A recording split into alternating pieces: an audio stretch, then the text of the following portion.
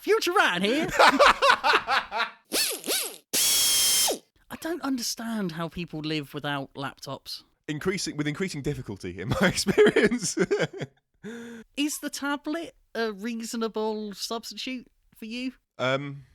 Yes and no. So in many ways it is. In many ways it is. So I have an iPad Air 2, and I have like a keyboard that I can prop it on. Like I just have a normal Apple keyboard thing and a little stand that I can put it on. So I can like do. So that's what I use to take notes when I'm watching Robot Wars or King of Bots or whatever. I'm taking notes on the iPad with a keyboard attached to it, and so like it does fill in like 80% for me of what a laptop would do. But there are definitely times where I think, oh, I need to edit Spinnerproof, but I don't want to go sit at a desk for 2 hours doing that. I'd much rather be sat on the sofa doing it, which I can't do. I've tried to edit on the iPad, but it's too much slower. It just drives me nuts. So yeah, I have to come and sit at a desk to do it. Whereas if I had a proper laptop with Windows on it, and then yeah, I'd be able to do it as I do normally. The issue I see with tablets is holding them. Well, so the trick there, I've got the keyboard and it'll prop it up and it'll become like a little laptop, which is great on a desk, or I can do it on my lap, or we've got like a little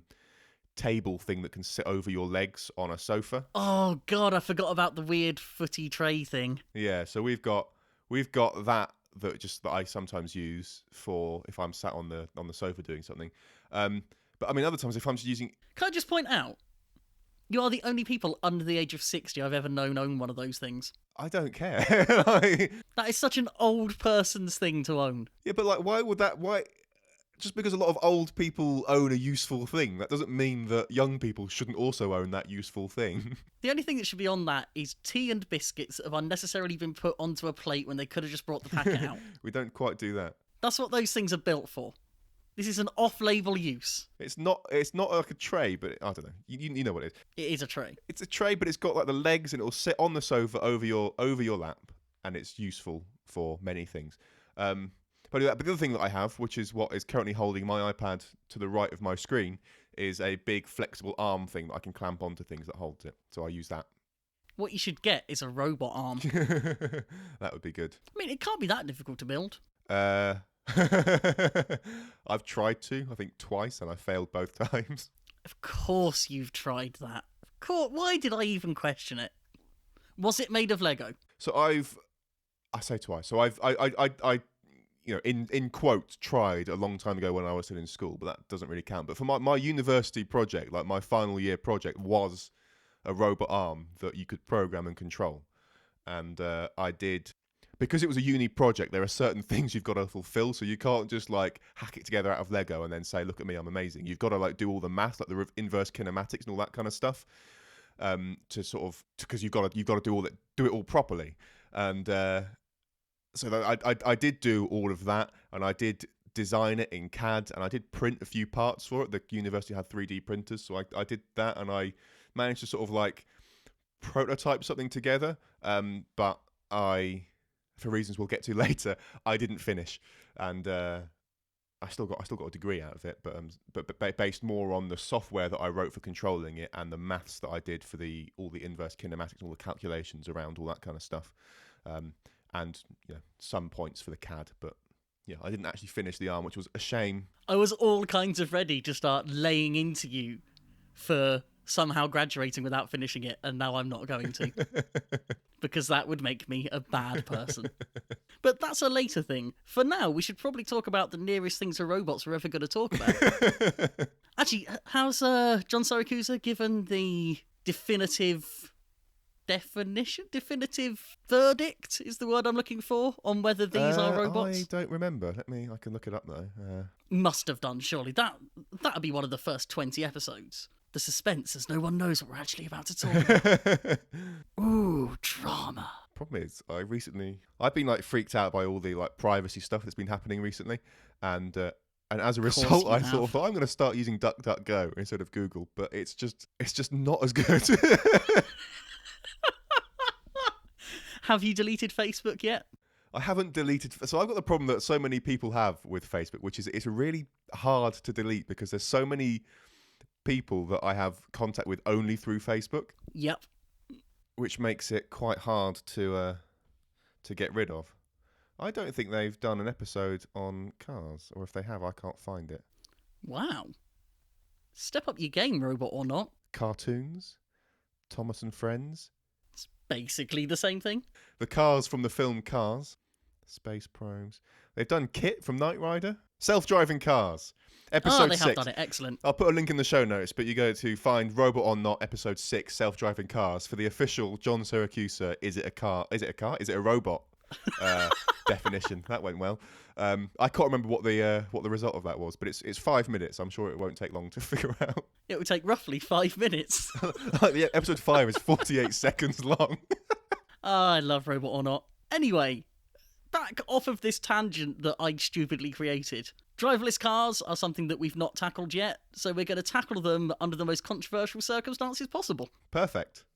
And I want to put a disclaimer forward right now that we're about to talk about an event where someone died. I recognise that that is a very sad thing, but I personally am going to talk about this in some quite cold and rational terms. I don't want that to come across as insensitive. It probably is. But I think with the discussion we're about to have, with it being about technology, there's a limit to the amount of sentiment that we can allow to get into that. So that's my little disclaimer of I might say some things that are a bit off-sounding. I can kick us off with the things that are maybe a bit off-sounding. I think driverless cars are the future. I think that they will be, in the long term, safer than human-driven cars. And I think part of that is that people will die as we perfect them. But, you know, I mean, in the cold, hard, sort of like really logical view of this, like the Vulcan-like view, if you will, is that driverless cars only need to be safer than humans, right, to be worthwhile. And humans kill a lot of people driving cars. And if we can make self-driving cars that kill fewer humans, that is a win, in my view. Humans are pretty bad at driving stuff. There's a reason that things like planes, for most of their flying, are completely automated. Because humans make mistakes. Humans don't pay attention. Humans get distracted. Humans get tired. There are so many things that can go wrong with a human driver that driverless cars can completely overcome. But as soon as there's any incident with a driverless car, everyone's trying to jump on it as evidence that they're not as good as humans. And in this case of this crash that we've seen with this Uber car, I'll throw a link in the show notes in case anyone doesn't know what this news story is, somehow. To me, not only is this not an issue of driverless car versus human driver, this is an accident that I don't think anyone would have prevented except the pedestrian. Driverless cars are not... I was going to say they're not superhuman. They kind of are, but they're still at the mercy of the laws of physics. There is a limit to how quickly you can stop. And not all accidents are going to be avoidable, no matter how well a person or a machine drives. I mean, this particular accident is interesting because I've watched the video from like the onboard camera on the car to see it, and it's like I know that I would not have avoided that crash if I were driving that car. Given how late it was that person became visible, it's like no human would have dealt with that. No human could have stopped that car. But it's interesting because the machine probably should have done. It's not, because the machine is using more than just visible light to find obstacles that are coming up. So it is an interesting example of a case where I think this is like the optimum case where the machine should have done better than it did. But I think you've got to recognise that if that was a person driving that car, or you know, to be more accurate, I guess, to the situation, if the person that was in that car that was meant to be like the emergency safety driver person, if he was paying attention when he should have been, which he wasn't, then I don't think he would have stopped it either, even if he was paying attention. So it's like, it just makes it an interesting example, I think, to talk about. And I suppose what it really highlights is that there is an expectation for driverless cars to be significantly better than people, which I personally don't think is fair. I think if they can be even as good as people, there are enough fringe benefits to it that make it worthwhile. I think depending on who you believe and stuff, I think there are studies. I'm just going to shout. I'm doing the thing that I always hate when other people do. I'm going to reference vague studies, but not be specific because I'm a terrible person. I could be wrong. I think that there is evidence to suggest that the driverless cars that we have are already safer mile for mile than human drivers. I think they, given how many miles they drive in a year, I think they already have fewer accidents than human drivers do. The statistics that I was able to find over the last couple of days while I was kind of preparing for this conversation and having some arguments with people on Facebook because people were wrong on the internet, what I found was that the Google fleet of driverless cars at the end of 2016 had driven a combined, I think it was 2 million miles or something crazy like that, in the 4 US states where it's legal for them to do so. In that time, they'd had 13 collisions recorded. 11 of those were other drivers hitting them. One of those was them hitting another driver while being driven by a human. And the final one was an error on the automated driving's part, where it scraped the side of a bus trying to go round something. That seems like a very good record to me. If only one, we're looking at roughly 1 in 10 accidents involving a driverless car are the driverless car's fault. Therefore, vast majority are the fault of a human. Yeah, it is interesting with these driverless things, just to sort of like caveat it a little bit, because a lot of these tests, like you said, they are legal in America in 4 states or whatever, rather. 4 states and Washington DC technically, which isn't quite a state or something. I don't know. I'm not American. Something weird's going on over there. So like it's driverless cars are, I think, good. Like as they exist today. I think they work well on well-formed roads, like on roads with clear lines and clear signage, and that are driven a lot and all that kind of stuff. But I think but they're also interestingly sort of in many ways some of the safer roads for humans, I would imagine. Where am I going with this? I guess the point that I want to make is while I think we're both proponents for driverless cars, I think I also want to acknowledge they've got a long way to go. Oh yeah, there are some definite limitations of the systems we currently have. So, for example, they are absolutely horrendous at dealing with things like heavy rain or snow because that blinds LiDAR in a way that it doesn't blind human vision. So that's probably one of the biggest issues whatsoever. I think that the Google fleet can only drive on roads that they've pre-mapped, so they're very poorly equipped to deal with things like diversions, new areas of road or whatever. There's no ability to interact with humans. So, for example, from my limited experience of driving, there are lots of situations where you're quite reliant on eye contact with another driver, and they really can't work with that. I don't know how good they are at predicting the actions of pedestrians as well. I think they are reactive rather than proactive. I would argue that, the response times of a computer versus a human are so good that's not necessarily a bad thing. But a human, for example, will be able to tell the difference between a dog on a lead that's in control and a dog on a lead that is pulling the pedestrian towards the road.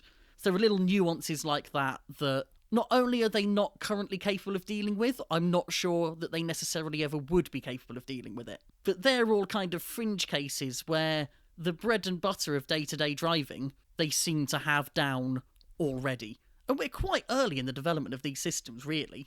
I mean, the first tests started, maybe 10 years ago? The first proper tests? The idea was around in the 70s and 80s and people were playing around with it, but the first proper on-road tests, I think, were only the last 5 or 6 years. So to me, it's absolutely crazy what we have achieved with them. But the thing I found most interesting with this is that it's highlighted the misconceptions that lots of people who aren't interested in technology have about driverless cars. So I was having an argument, as it were, with my mother of all people, who is a bus driver. So, she knows driving, she knows the roads. Fair play, I completely respect her knowledge and experience of driving that I don't have. Her understanding of driverless cars was that they were only going about 5 miles per hour. She basically had them down as glorified milk floats. She had no concept that these were normal cars with additions. And she had this idea that they cannot deal with anything unexpected. They will just stop if there's a problem. When actually, what you've got in a driverless car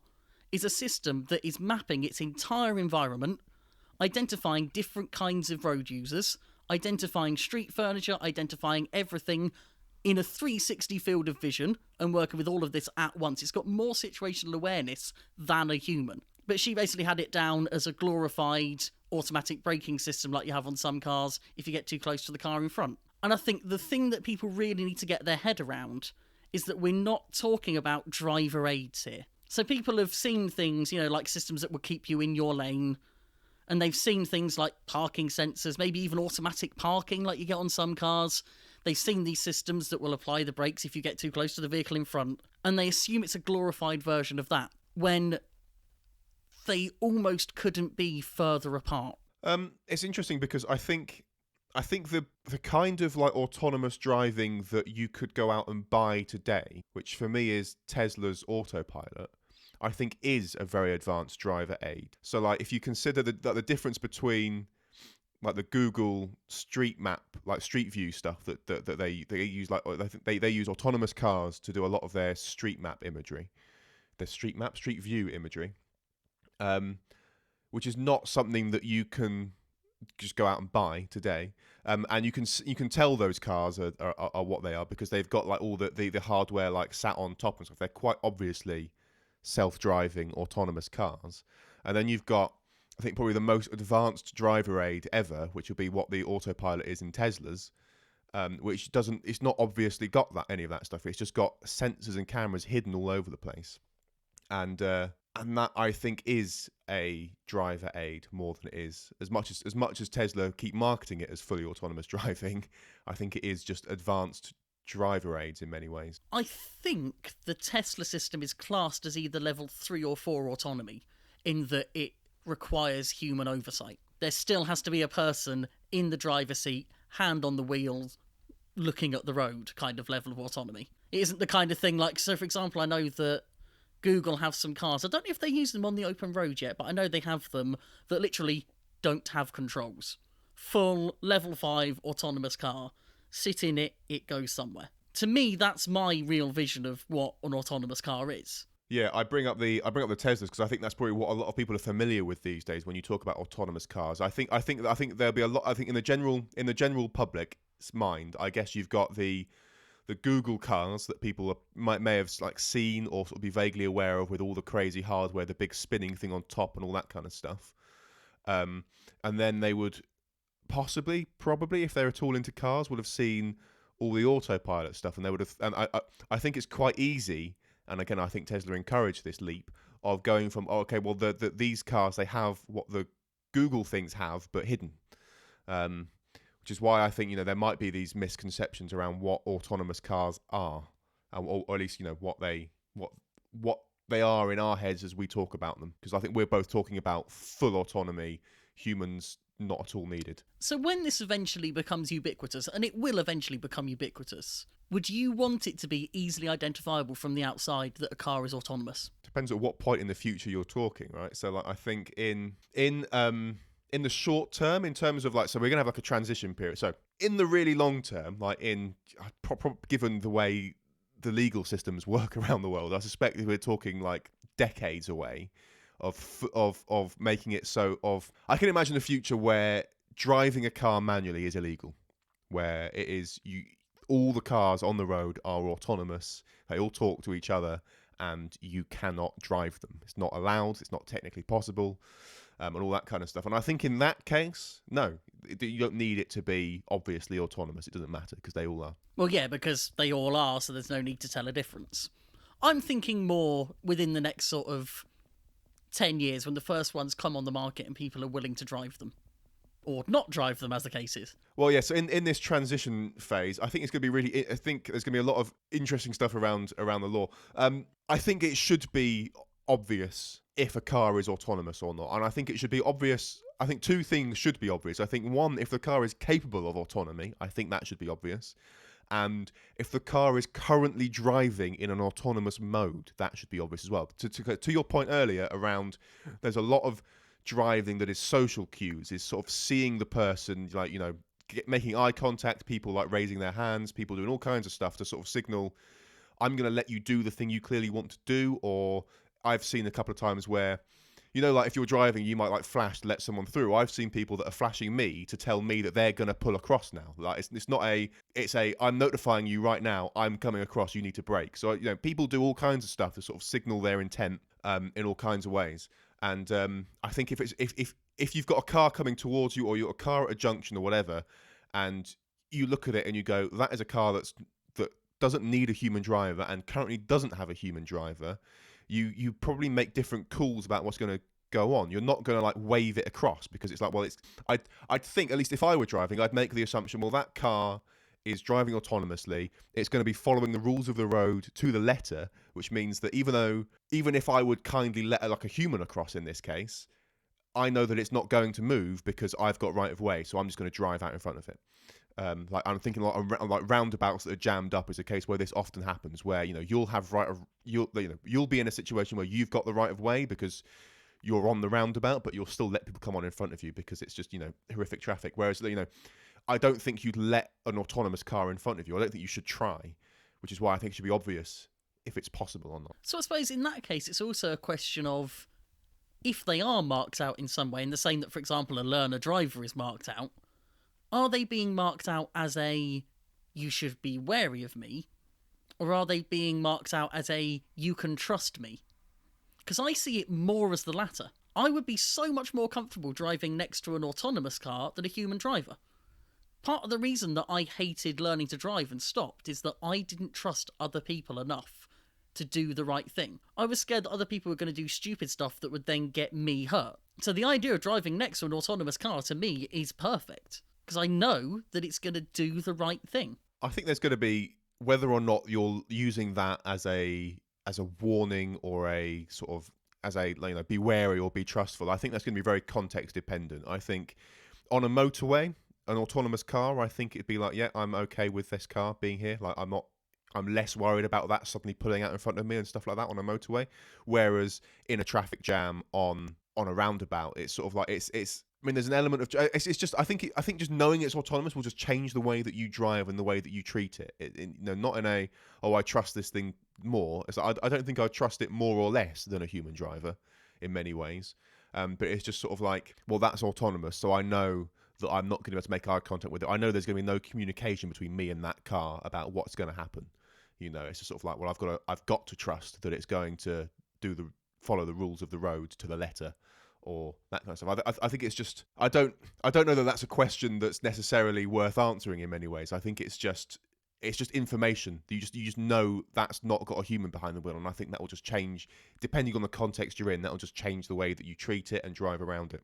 I mean, the reason I ask it is that the big debate that seems to have come up around this incident is whether people are comfortable sharing the road with an autonomous vehicle. And I think there are a lot of people, mostly Luddites, who see it as a scary thing. And I personally don't really understand that point of view. I think it's no more or less scary than sharing a road with human drivers. I mean, so like I commute to work every day, and I don't like it. I don't enjoy driving. It feels, especially if you're driving in the rain and stuff, it just feels like a suicide mission, because you know that there are people on the road doing foolish things, like really heavy rain, and they're still trying to drive at 60 right behind you, and you're like, you're mad. And if it was only their lives at risk, I'd think less about it. But because it's like your madness could kill me, that makes it quite unnerving. And I think I'd feel the same way about, especially in the kind of short term we're talking about, autonomous cars, because we're talking about like this ideal autonomous car that makes no mistakes and has no bugs. But these things in the real world, they will make mistakes, and there will be software bugs. It's just inevitable, and there will be issues with them and stuff. So I still think, while statistically over a long period of time they will be safer, they will be more predictable, they will be better, I think there will still be times where you're looking at this driverless car and think that could, for whatever reason, decide that I'm not here and pull out, or it could not detect me, or whatever, or it could be confused about the speed limit. It could get all kinds of things, or there could just be a straight up programming bug in there. It might, someone might have missed where the parentheses go in an if statement, like with the I think it's like Heartbleed or something. Was exactly this kind of stuff where you've got, look at the code and you go, oh yeah, that looks all sensible and stuff. But because they've got literally one piece of punctuation in the wrong place or not there at all, it completely changes the way that the code works and what it does. And there could be that, and it could be in some really little edge case, corner case that they just genuinely don't know about, and then you happen to expose that bug. And in that moment, the autonomous car does something unpredictable in the same way that a human driver would do something unpredictable in many cases. And so, I think sharing the road with autonomous vehicles is probably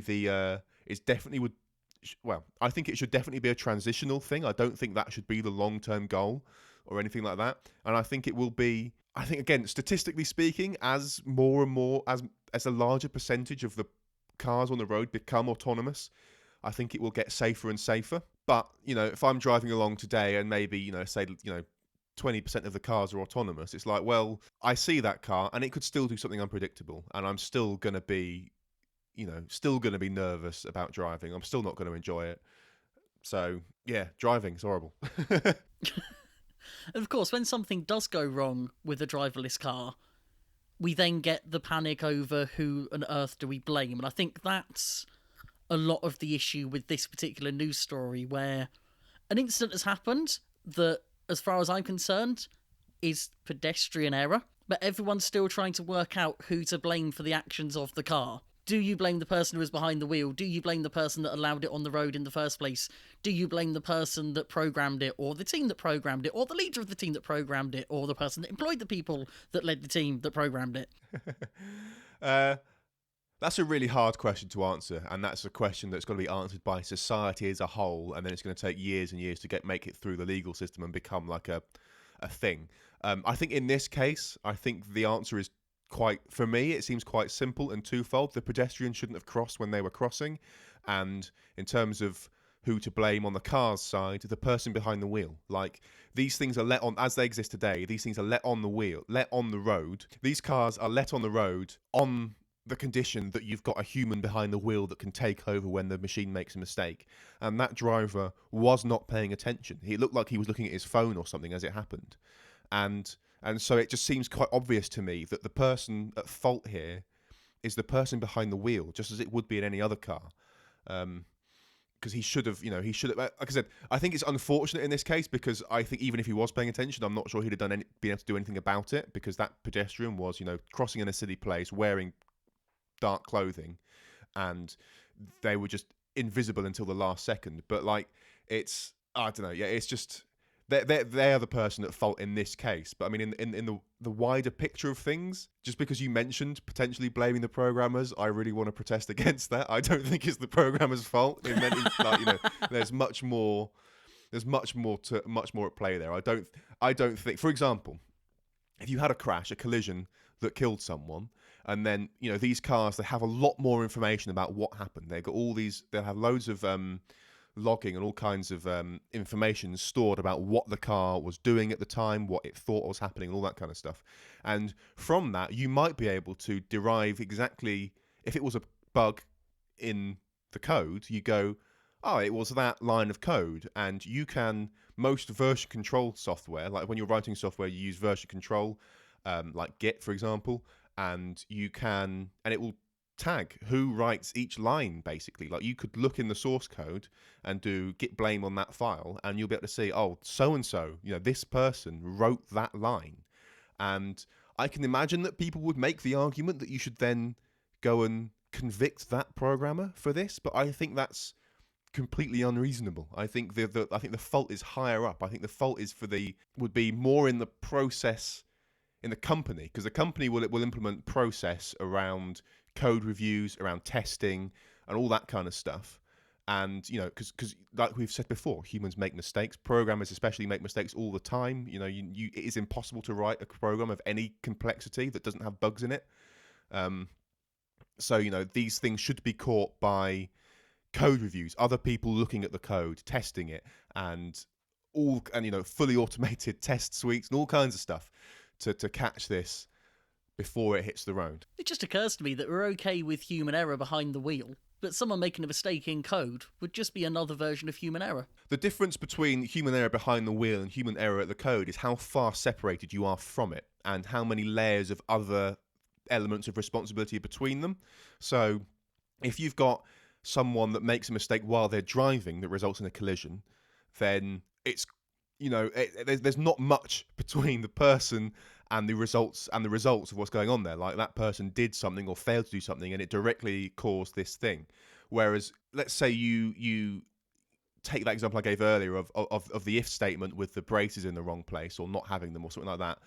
And like I said, there should be process between that programmer and between that code hitting the road that prevents this kind of stuff. Like I said, there should be, before that gets committed, there should be at least one, but preferably more than one person, look at that code as well, go through it themselves, and you'd hope that they would then spot, oh, that if statement, I don't think that does what you think it does. It's missing the braces, and this line of code here will execute unconditionally when you're expecting it to execute conditionally.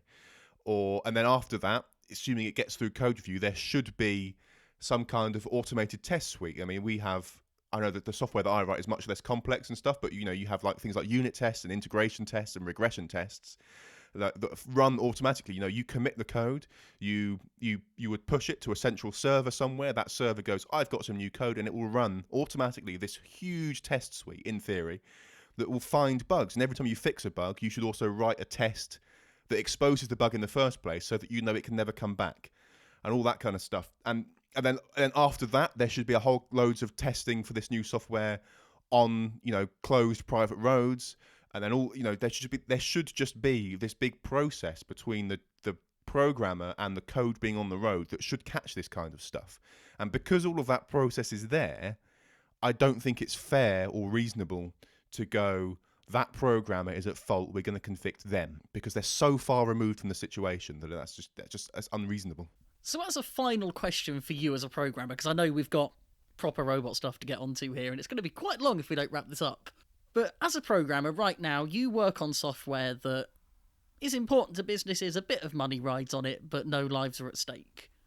Would you be comfortable working on something that could potentially have consequences on human life? That's a hard question. So I can tell you now, and something that I feel quite strongly about, is that I will not take a job at like a defense contractor. I'm not going to write software that does guidance for anything for the military and stuff. I already know that I'm uncomfortable with that, because that's almost like you're writing software with the intent to take life, and I'm not cool with that, so I would never do that.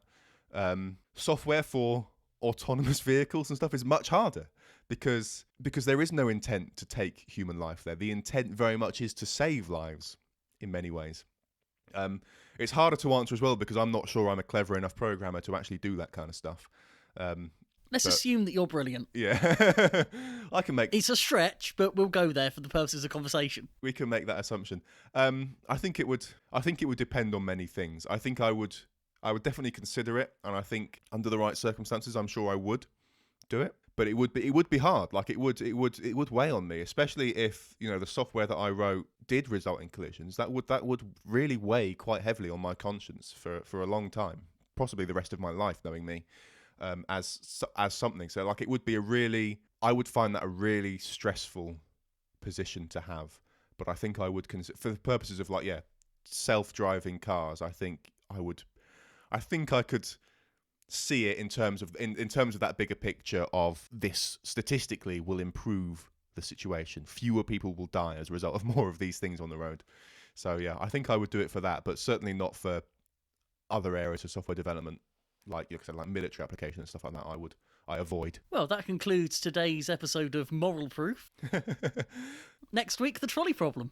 Brilliant. I just want to quickly, I don't know, earlier, so when I was talking about programmers, I just want to, this is going to sound really weird, I might have referred to programmers generically as he, and I feel bad about that. I want to just, I try to use them. I don't know if I got it right all the time. Programmers could be anyone. You say they could be anyone. I'm too dumb. Well, I want to avoid gendering things that are not gendered. That is fair. That is what I was trying to avoid. Right, it's BattleBots time. Yes. We are starting to get as near to... I mean, I'm going to say most of this is pretty much confirmation of entrance. There are a couple on this list that aren't fully confirmed, but seem pretty certain. So we're going to run through them and pretend we know things about them. Let's do it. I've got no idea how to tackle this. So, a hell of a lot of returning teams. I don't think we should go through them all. I wonder if we just sort of pick out ones that we're excited about. Or, alternatively, ones that we're really not excited about. Or that, either way. I think we should try and pick ones out. For example, I've seen that Chomp is returning, and that I find exciting. Oh, Chomp. The autonomous robot, as it is. I've seen a couple of testing videos from them. It looks like the hammer is more stupid than ever, and that is perfect to me. Is it the same kind of like shape and idea and all that kind of stuff? Same system, wobblier arms. Okay. Because if there's one thing you want from Chomp, it's lots of flailing. That's what Chomp is there for. And yeah, I'm very, very pleased to see them back. Another one that I'm pleased to see back is Bronco, because I think we are really lacking flippers in BattleBots. And I'm really pleased to see them back for that reason. I think we've also got Lucky and Sub-Zero back. So there's going to be a few half-decent flippers in there. Sub-Zero this time might also be finished, which will definitely help it out. That would be nice. Who else is jumping out to you? I mean, I'm going to get this wrong. Minotaur, that's there. Minotaur, I don't know if Minotaur itself is back, or it's just that Riobots as a team are back. But let's face it, if they're bringing something, it's probably a drum spinner of some kind. Probably a quite standard drum spinner, but you know it's going to work very, very well. I'm excited. I'm excited for Bombshell, just because I'm, as ever, look forward to talking to you about that. I feel really bad every time I say that I don't like Bombshell, because objectively, it is a very effective machine. It is built by a very talented group of people. It is controlled well. They're tactically very astute. Everything about it is good, and yet I find myself just not liking it. It is very much my iron side for BattleBots. That's allowed. Everything about it I should like, and I just can't. So I'm sorry, you've built a really good robot there. I just don't like it. That's allowed. You're allowed. You don't have to, why is it that people like the things they like? Why do I like pink robots? I don't know. I just do. I think I liked Bombshell when it had an axe on, and then the axe never came again. I think that's possibly what hurt me. I love axes so much. I thought, oh, great, a massive axe bot. And then it just turned into many different types of spinner. I think they're all the ones that were really... I mean, obviously Tombstone is coming back, but that's like a fairly standard thing at this point. It wouldn't be BattleBots without it. Simple as. It's not jumping out in the same way that the other ones are, I guess, in that was always going to be there, really. In terms of spinners, Gigabyte is an interesting one. Because this is the new version of Megabyte, but they've also been at King of Bots. Oh. Which means they've had to split the team in two, and I don't know if this is a separate... I suppose contractually it's definitely a separate machine, but I don't know how separate it is. It's a very similar design. They've painted it differently and it looks really cool. But it'll be good to see how they get on, purely because they struggled last time round, but have proven their ability over in King of Bots. So it'd be interesting to see which way they go. Are they going to crash out early? Actually, I suppose the format means they can't crash out early. I'm talking out of my bottom. Let's see how they do is what I'm trying to say. We haven't spoken about format, by the way. We probably should have led with that. Possibly. Right, on the topic of like Gigabyte, Megabyte, and like those full body like shell spinner things, you get those clocks with LEDs that spin and they turn the LEDs on the right time and they rely on your persistence of vision to create an image. Has anyone done that in a robot? If you look at Captain Shredderator from last year, they have a system a bit like that to show them which way is forwards. Yeah.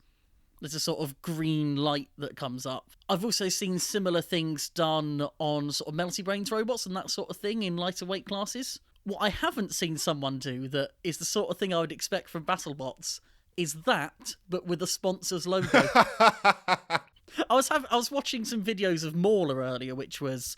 It started off as an overhead spinner, kind of turned into a full body spinner. And I just wondered if they'd do it with that. And it's been in my head, and now you've said that. So that's come in a nice full circle for me that will interest no one else. Oh, that would be funny. The kinds of patterns you could do with that. That'd be cool. So in terms of format, the format sounds confusing. Well, it sounds non-confusing in a way. It's just different to what we're used to. So we're hearing there's going to be roughly 20 episodes. Good Lord. But not all of that is going to be the standard competition that we're used to, in terms of we start with a number of robots, they go together head-to-head, and we whittle them down to one in a bracket. It looks like what we're going to get is a set of opening episodes, which are just fights for fight's sake, essentially. Maybe some interesting formats of fight, maybe some matchups you want to see. Think kind of Robot Wars Extreme, but hopefully not terrible. And the results of those fights will in some way be collated to come up with a top 16, who will then have a normal tournament to decide a champion. It's going to take place over the final 2 days of filming. I don't know how many episodes of the series that will take up. But that's what we've heard so far. Okay, that sounds interesting. I'm not sure that I love it, but I will happily give it a chance. Because, let's face it, we don't have much choice anymore. Yeah, that sounds like could be interesting. Could be interesting. We'll have to see. I like the idea that they're kind of taking the inevitable producer interference that tends to get in the way of competitions and just letting that happen by selecting some fights they think will be cool, and then also having what will hopefully be a nice, fair competition as well for a champion. Yeah. I think it's potentially a really good blend of providing the entertainment they want and having a legitimate sporting competition. Yeah. So that I'm okay with. I do still like the idea of a proper tournament, but I'll work with it. So that's our current understanding of how that's all working. Cool. Yeah. Looking forward to that. Well, I am anyway. Any other robots on here that you are very pleased to see come back? There's nothing else that's like really, really jumping out. I mean, I'm excited they're all. I'm looking forward to seeing all of them. But there's nothing else that's particularly jumping out to me. Maybe Red Devil because it was so weird and different. But Oh, I love Red Devil. Yeah. Also, the team behind that are at KOB 1.5, and we'll talk about them soon with a similar machine. Cool.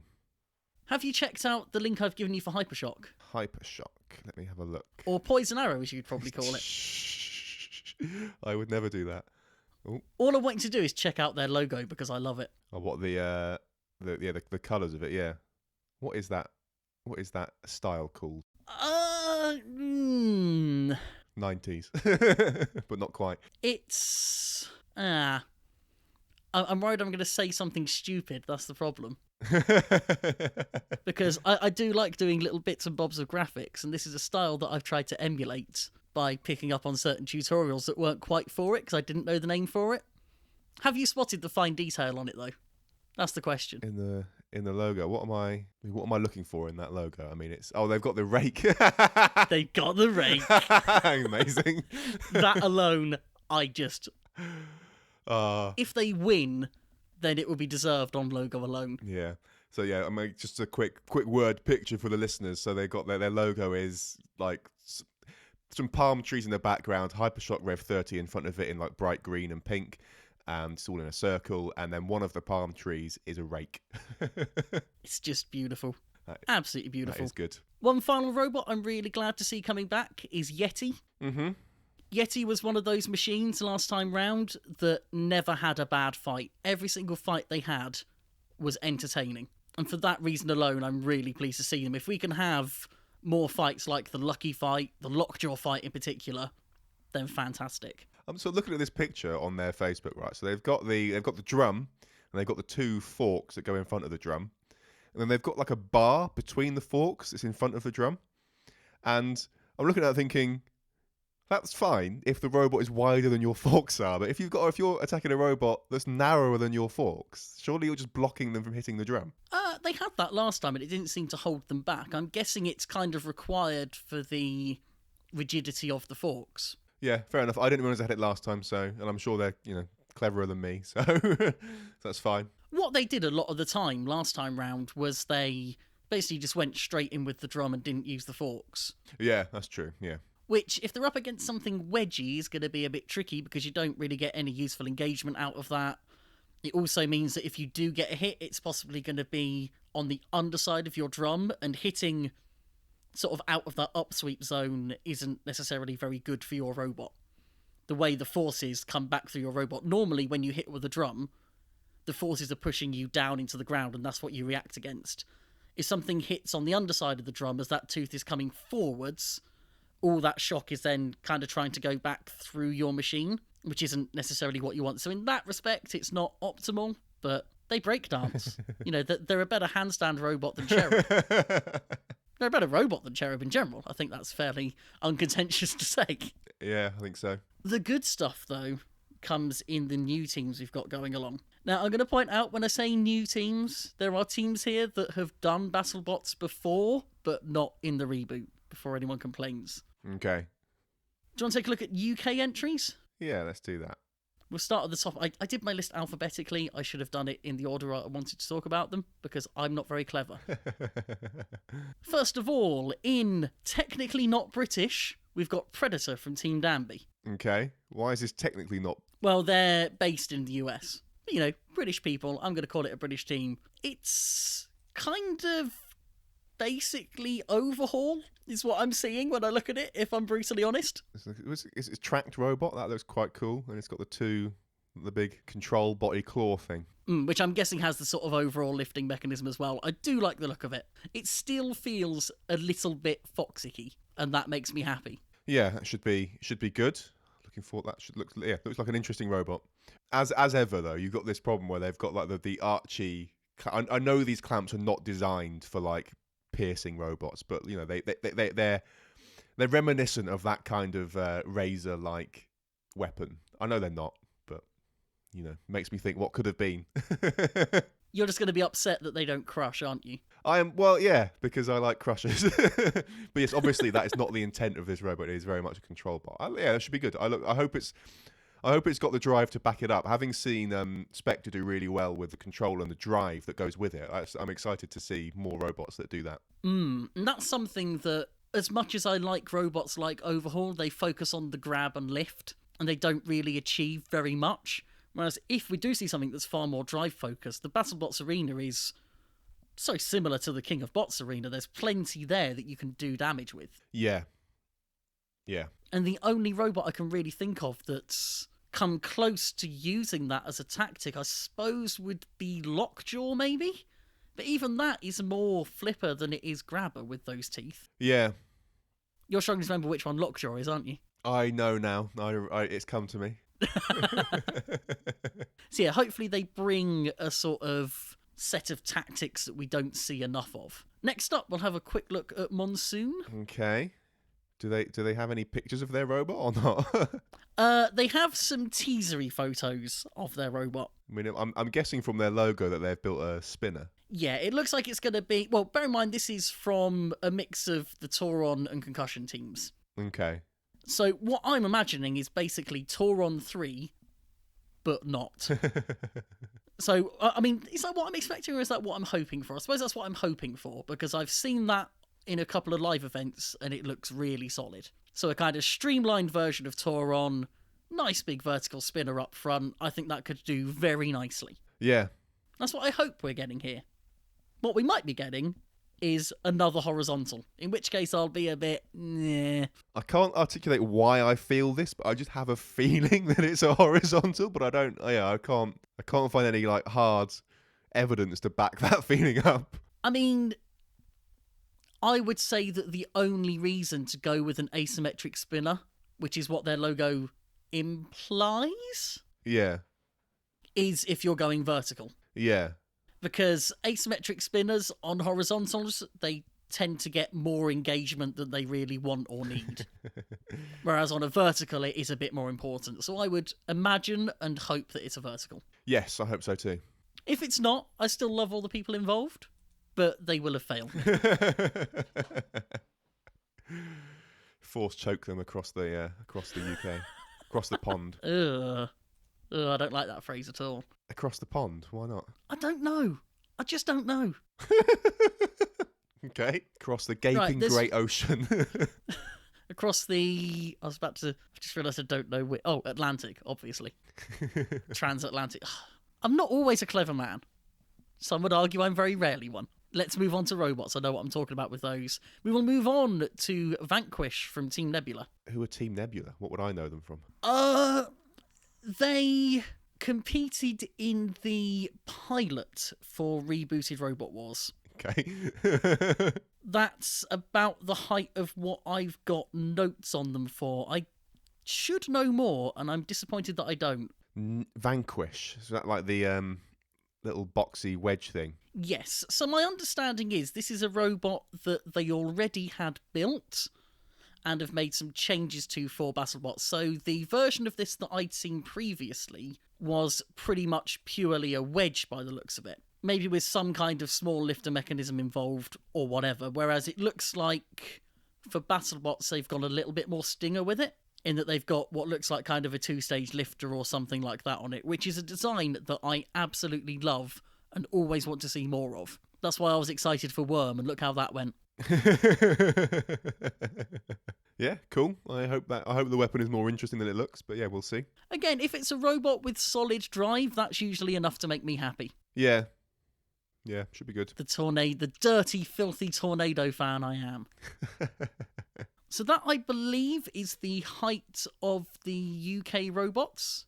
If I've missed anyone, then I'm a terrible person. There's also a couple more sort of European entries, a couple of Dutch entries, which are worth a quick look. So first off, if you take a look at Petunia. Okay.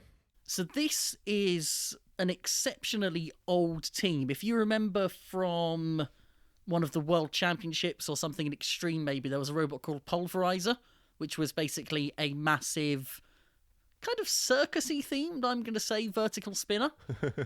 I think they won a series of Dutch Robot Wars. They're coming in with something we don't really know what yet. Yeah, okay. I would hope another big vertical spinner, because without Nightmare around, we're kind of lacking in that. You know, there's a niche that needs to be filled.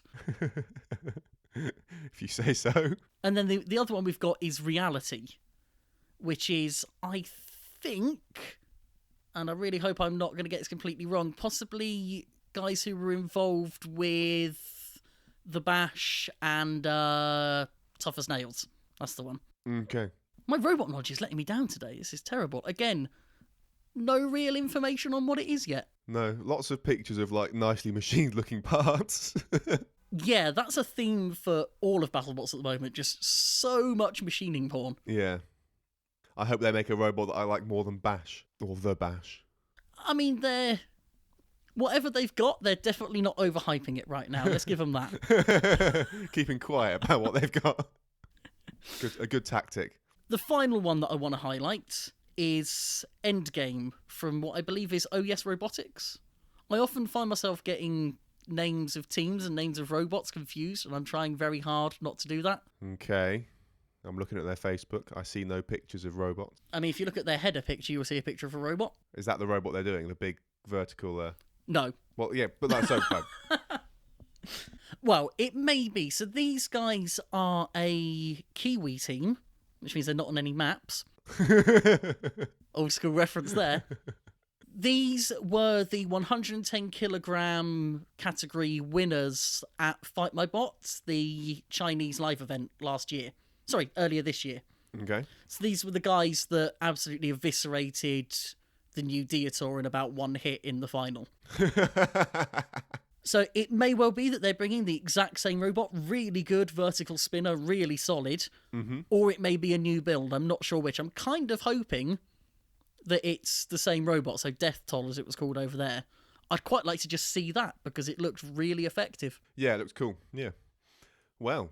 I also like that they described their own robot as badass in a helpful infographic. Of course you do. I mean, why wouldn't you? Why wouldn't you do that? I just like graphics. Yeah. I really do. Good. I'm going to be selecting my favourites based entirely on logos. Brilliant. There are rumours, and I don't know how well founded they are. In a way, I can't necessarily see it happening.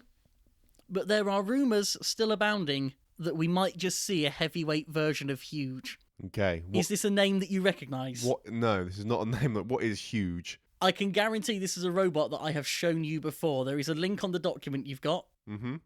It's all highlighty for you. Yeah.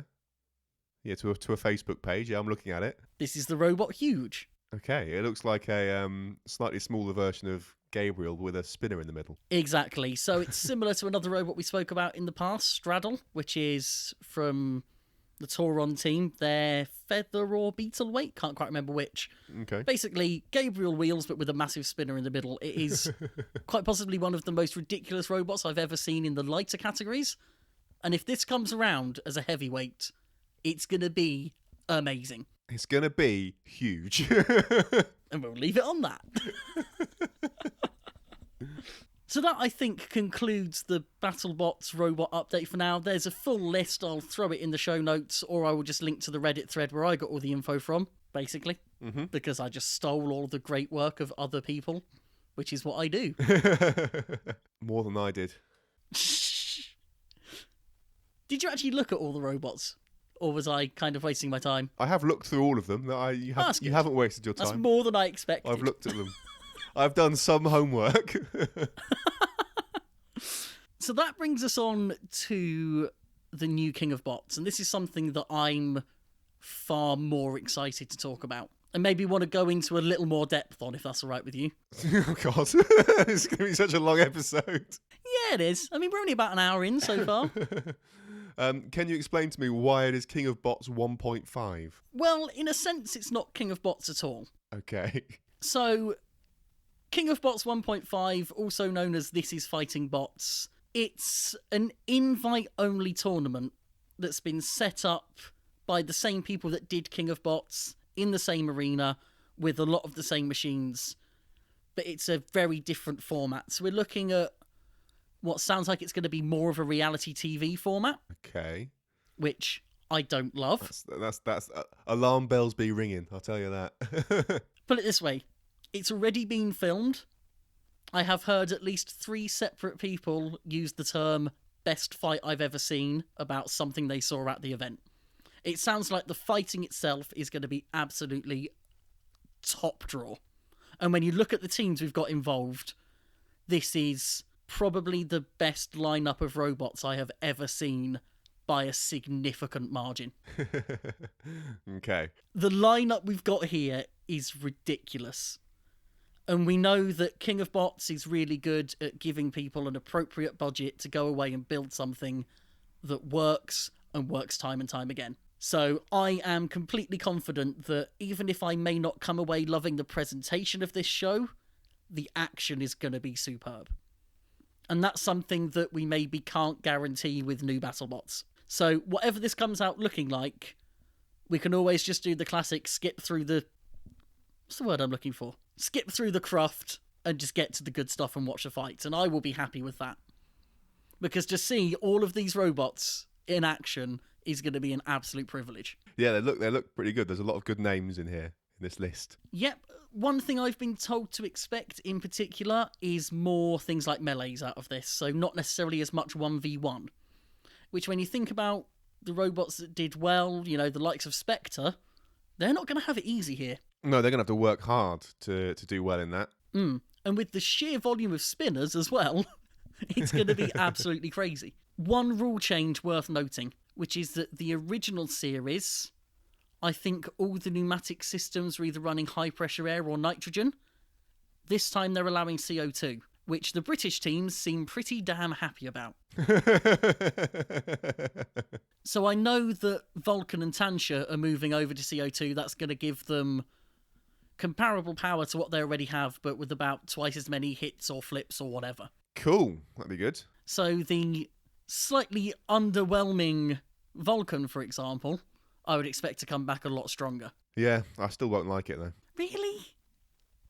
Is it just because it feels like a terahertz derivative to you? It's just too... It's just... I can't separate it from being a terahertz clone. It's just too... It's too close to that. Like, if they came back with just a different shaped robot, that'd be fine. Be like, great, Vulcan. New version of Vulcan. Looks great. But competing with an emo version of terahertz, I don't know, I don't like it. Well, we'll run through the returners quite quickly because there's not that much to say. Bots FC are back with blue. It's now more pink. Yes.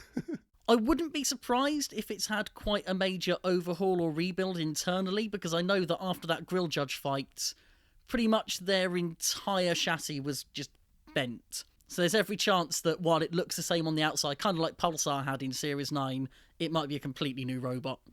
Not heard anything yet. Megabyte, as we said earlier, is back. They've painted it gold. About all you need to know about that. Vulcan are back. As we said, they've changed to CO2 rather than what they were running before. 4-wheel drive now as well, so hopefully a lot more traction. And apparently quite a significant range of wedge options as well for different kinds of opponent. Okay. That's a bit more interesting then, if they've got some kind of modularity there. Maybe they always had that and just never shouted about it. Yeah. I also don't know if they've still got the weird suspension gimmick that I don't like. Where they're lifting the shell. Who knows, maybe that will become a real game changer in a fight. The bounciest man in Robot Combat is back with Great White, but there is no neon. No neon? Oh no. There is apparently a different minibot with a different driver because Ellis is back with his own heavyweight. Okay, that's all right then. I'll allow it. This is Ellis, so there's no information on what it is whatsoever, but he is apparently back with a heavyweight. That's all we know. I didn't know that Ellis was back because when I was scanning down this list of teams, I didn't see his name anywhere. But I've just seen that you've written Boy Genius. Making this list took a long time. I had to amuse myself somehow. It was hard work. So yeah, Qingjinlun are back with presumably another version of the old robot. Tansha are back. I believe they may have gone to 4-wheel drive. Cool. Which, considering my whole "why on earth would everyone go 4-wheel drive on a flipper" thing from last episode, makes me feel a bit silly. The Weber team are back. So the Russians that had Stingray last time, they've come back with a flipper. Cool. Looking at it, it's not quite a wedge flipper. I'm a bit confused as to what it might be. It almost looks a tad dystopia-y to me. So I'm interested to see what the full thing comes back looking like. Yeah, that'll be interesting, yeah. And to me, I mean, I was going to say more flippers are always good. In Robot Wars, I would sometimes petition for fewer flippers. But in these competitions, having more is always a good thing, I think. It's a bit of variety. Team Tomco are back with Griffin. This time it might actually work. I hope it works. I mean, another crusher is always good, isn't it? As long as it crushes things, yeah.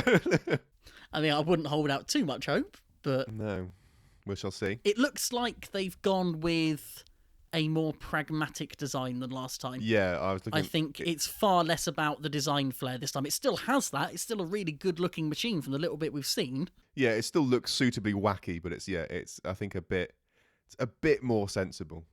Maybe. Yeah, this one might actually be able to drive in a straight line. I hope so. The Thunder and Lightning team appear to be back. Cool. Visually the same robots, but again, it might be that it's a complete internal redo. No idea. There's also a team that I'm really struggling to identify, but I know they were there before, who have come back with what is basically a weird flame plow by the looks of it, which looks really cool. That'll be exciting. Snake are back. Good. Snake are back. It looks like this. It looks like much the same robot. Yep. Hopefully it self-rights effectively this time. I mean, I'm looking at this picture, right, and the forks on the front are like, I don't know. We'll see. I hope it can self-right. I hope they figured that out. They almost look shorter than last time, don't they? Yeah, there's like the two inner forks, and then there's the two like outer ones, which are sort of more part of the armor, I guess. And the outer ones are longer than the inner ones that don't move. The inner ones move. I don't know. We'll see. But yeah, I hope... Maybe they're hinged in a fancy way or something that we can't tell from a photo. Maybe. Given the simplicity of the weapon mechanism, I doubt it, though. Well, I mean, if you're simple in that area, I suppose you can afford to be complicated in others. Yeah. Not that they had any ground clearance issues, that's for sure, so they wouldn't want to do it for that reason. It might just be for the self-writing. Yeah. I'm going to go out of order here, sorry. We've got Grill Judge. Yep. Who apparently we should have been calling 2 Barbecue all along. Brilliant. They are back with something. We've got no images of it, but we have seen a really nice logo of theirs, which is always handy. Good. We've got Sabre back as well. Now, the new Sabre, I'm really impressed with so far. It looks like a pretty much full rebuild. The drive layout is very different, and the flipper looks like a proper threat now. Yeah, I've just seen the video of that thing go off. That looks intense. Everything that I criticised it for last time in terms of, you know, the sort of stroke of the flipper not being long enough, being a bit underpowered. Oh, they seem to have fixed all of that. Oh, that'd be good. I'm excited about that. But finally, of course, we have to get on to the real big boy, the reigning champion, Spectre. These guys are mad. They've been 3D printing stuff in carbon fibre. It's as if they looked at what they did last time and went, how do we make this even more ridiculous? The work they are doing, and I should point out that other teams might be working just as hard, it's just that Spectre are really good at showing us what they're doing. The weight they are doing to shave weight off of almost every component is incredible. And although it's come back looking almost identical, you have to assume that pretty much every component has probably been redesigned and remade. I wouldn't surprise me if that's what they've done. It's just, I mean, what they're talking about, like using different hoses to save weight. I mean, they've just gone mad. They've just gone mad. I suppose that's what happens when you've no longer got to work on the house robots. Yeah. They got a lot of time on their hands now. Do what they want. I mean, they've taken a robot that was already a step above what anyone else was doing, and they've taken it a step above again. It's just, But that seems like the right thing to do, because we're going to go through the new teams in a second, but they are going to be tested a lot more this time round. Yeah. I think it's going to be hard for them. But yeah, if they've got those like melees with more than one person they're trying to fight and stuff, yeah, they'll have to work hard. And I look forward to seeing it. final returner that I kind of wanted to separate out a bit is that Gary Kearns is back with a far more sensible robot. 008, as it's called. Apparently he didn't like that name, but the producers kind of chose it for him. I really like the look of this robot. It's kind of PP3D meets Cherub plus flames. Yeah, it's got the undercutting blade and stuff. Yeah, that should be really cool. That'll be a good robot, I think. I also love the fact that we can refer to something with 4 flamethrowers as more sensible. So yeah, he's really reined it in this time. Reined it in some ways, but yeah, hopefully a much more competitive. Hopefully, all the effort that was put into making a ridiculous robot has gone into making a very powerful, competitive robot. If it packs anything like the punch that PP3D did, we know it's going to do pretty well. Yeah. Plus flames. Plus flames. It's great how I'm saying that when I'm fairly sure that every time there's actually flames, I remember that I don't like them. I'm excited about the flames. I can be excited for both of us. I appreciate the effort. Right, now we can get into the new teams. And what we've basically got for a lot of this is a who's who of great teams from around the world. So we're adding a few new nations to this. We've got an Indian team involved, we've got more Aussies, we've got a Portuguese team, we've got a few more Americans, we've got a few more British teams as well. I'm just hugely excited for so many of these robots. Yeah, so I've seen pictures of, Formula from Team Rapid. Oh. Which looks really, really cool. So excited to see this. I said to you before we recorded that I had a new favourite and that I wanted you to guess what it was. I think I've just given it away. I think it's this one, isn't it? I mean, a beautiful machine. It just looks amazing. If anybody has found it in their heart to dislike the Rapid team, that has to be forgiven now. I can think of one way to improve it, though. Is it a drone with flamethrowers? No, it was to paint it pink. It's just so good. Yeah. I love that they're basically wasting weight on a spoiler as well. It's so ridiculous. Oh yeah. It looks really cool. I hope it performs. I'm sure it will, but I really hope it does. What I also love is the massive step up from the logo to the real thing. I was wondering if it was going to be a sort of Dan Tom Kia style flipper. Which it kind of has that influence on it, with the sort of almost forks out to the side and the centrally mounted flipper, but it's so much more than that. In fact, I've just seen that they've posted a little video of the lights on it as well now. Oh, that drive layout. I'm a big fan of that drive layout as well. If you just hop onto their Twitter and take a look at the video I'm looking at. Oh yeah, they've still got the 4-wheel drive. Yeah, it turns out that 4-wheel drive is quite important if you want, all of your weight over driven wheels instead of half of it resting on a bit of metal on the floor at the front. Turns out it's quite a good idea. Yeah, there we go. Oh, I'm excited about that. Oh, it's probably going to flop now because we love it. It's just the way of the world. Yeah. But yeah, that's the one there. Are we happy to run through the others? I'll make it nice and fast for you. We can go through them quickly, yeah. I'm conscious of time. The only other one, I guess, that I wanted to sort of talk about a little bit was maybe Tungsten, just because it's Team Carbide. Do we know much? It looks like it's a vertical spinner. So there's a photo that they've posted of it half constructed. And there's another photo, which I don't know if I actually sent to you, so I'll quickly give you it now, which is a sort of behind-the-scenes photo, a promo photo, that looks like it has part of it in it, if that makes sense. Okay. I'm just going to... Come on, you can do it. There we are, there's the link for you. It kind of shows it as potentially having a sort of large red disc. Oh, that one in the front, yeah, okay. So it's kind of looking like a heavyweight version of Shard, which I think is Sam's featherweight? I always get confused with the robots are featherweights or beetleweights. But basically, a big, nicely armoured vertical spinner. Cool. I personally would have liked to have seen the sort of final instalment of a trilogy in terms of horizontals, but I can get on board with this as well. Yeah.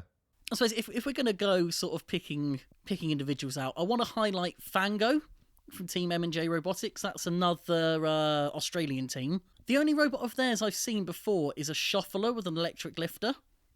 And this looks like it's going to be either a shuffler or maybe even a proper walker. Ooh, look at that. Oh, man, that looks Oh, I'm excited about that one.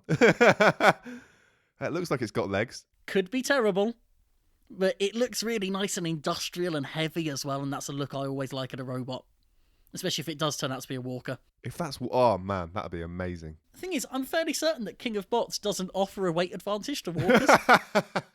They're just doing it anyway, and that's brilliant. So yeah, hopefully that is what it looks like. We'll have to see, yeah. Possibly the biggest news among the newcomers is that Jim Smentowski, the guy who built Nightmare, is at King of Bots and not at BattleBots. Ooh. So he's bringing a version of, presumably an updated version of Breaker Box, which, if I had to describe it to you, is basically Shockwave before Shockwave of Shockwave. It's a kind of 360 scoop lifter. I'd be really interested to see what he does with that. If we are going to have quite a spinner-heavy meta this time round, then I think a robot like that is going to be really important to just break things up a bit. Yeah.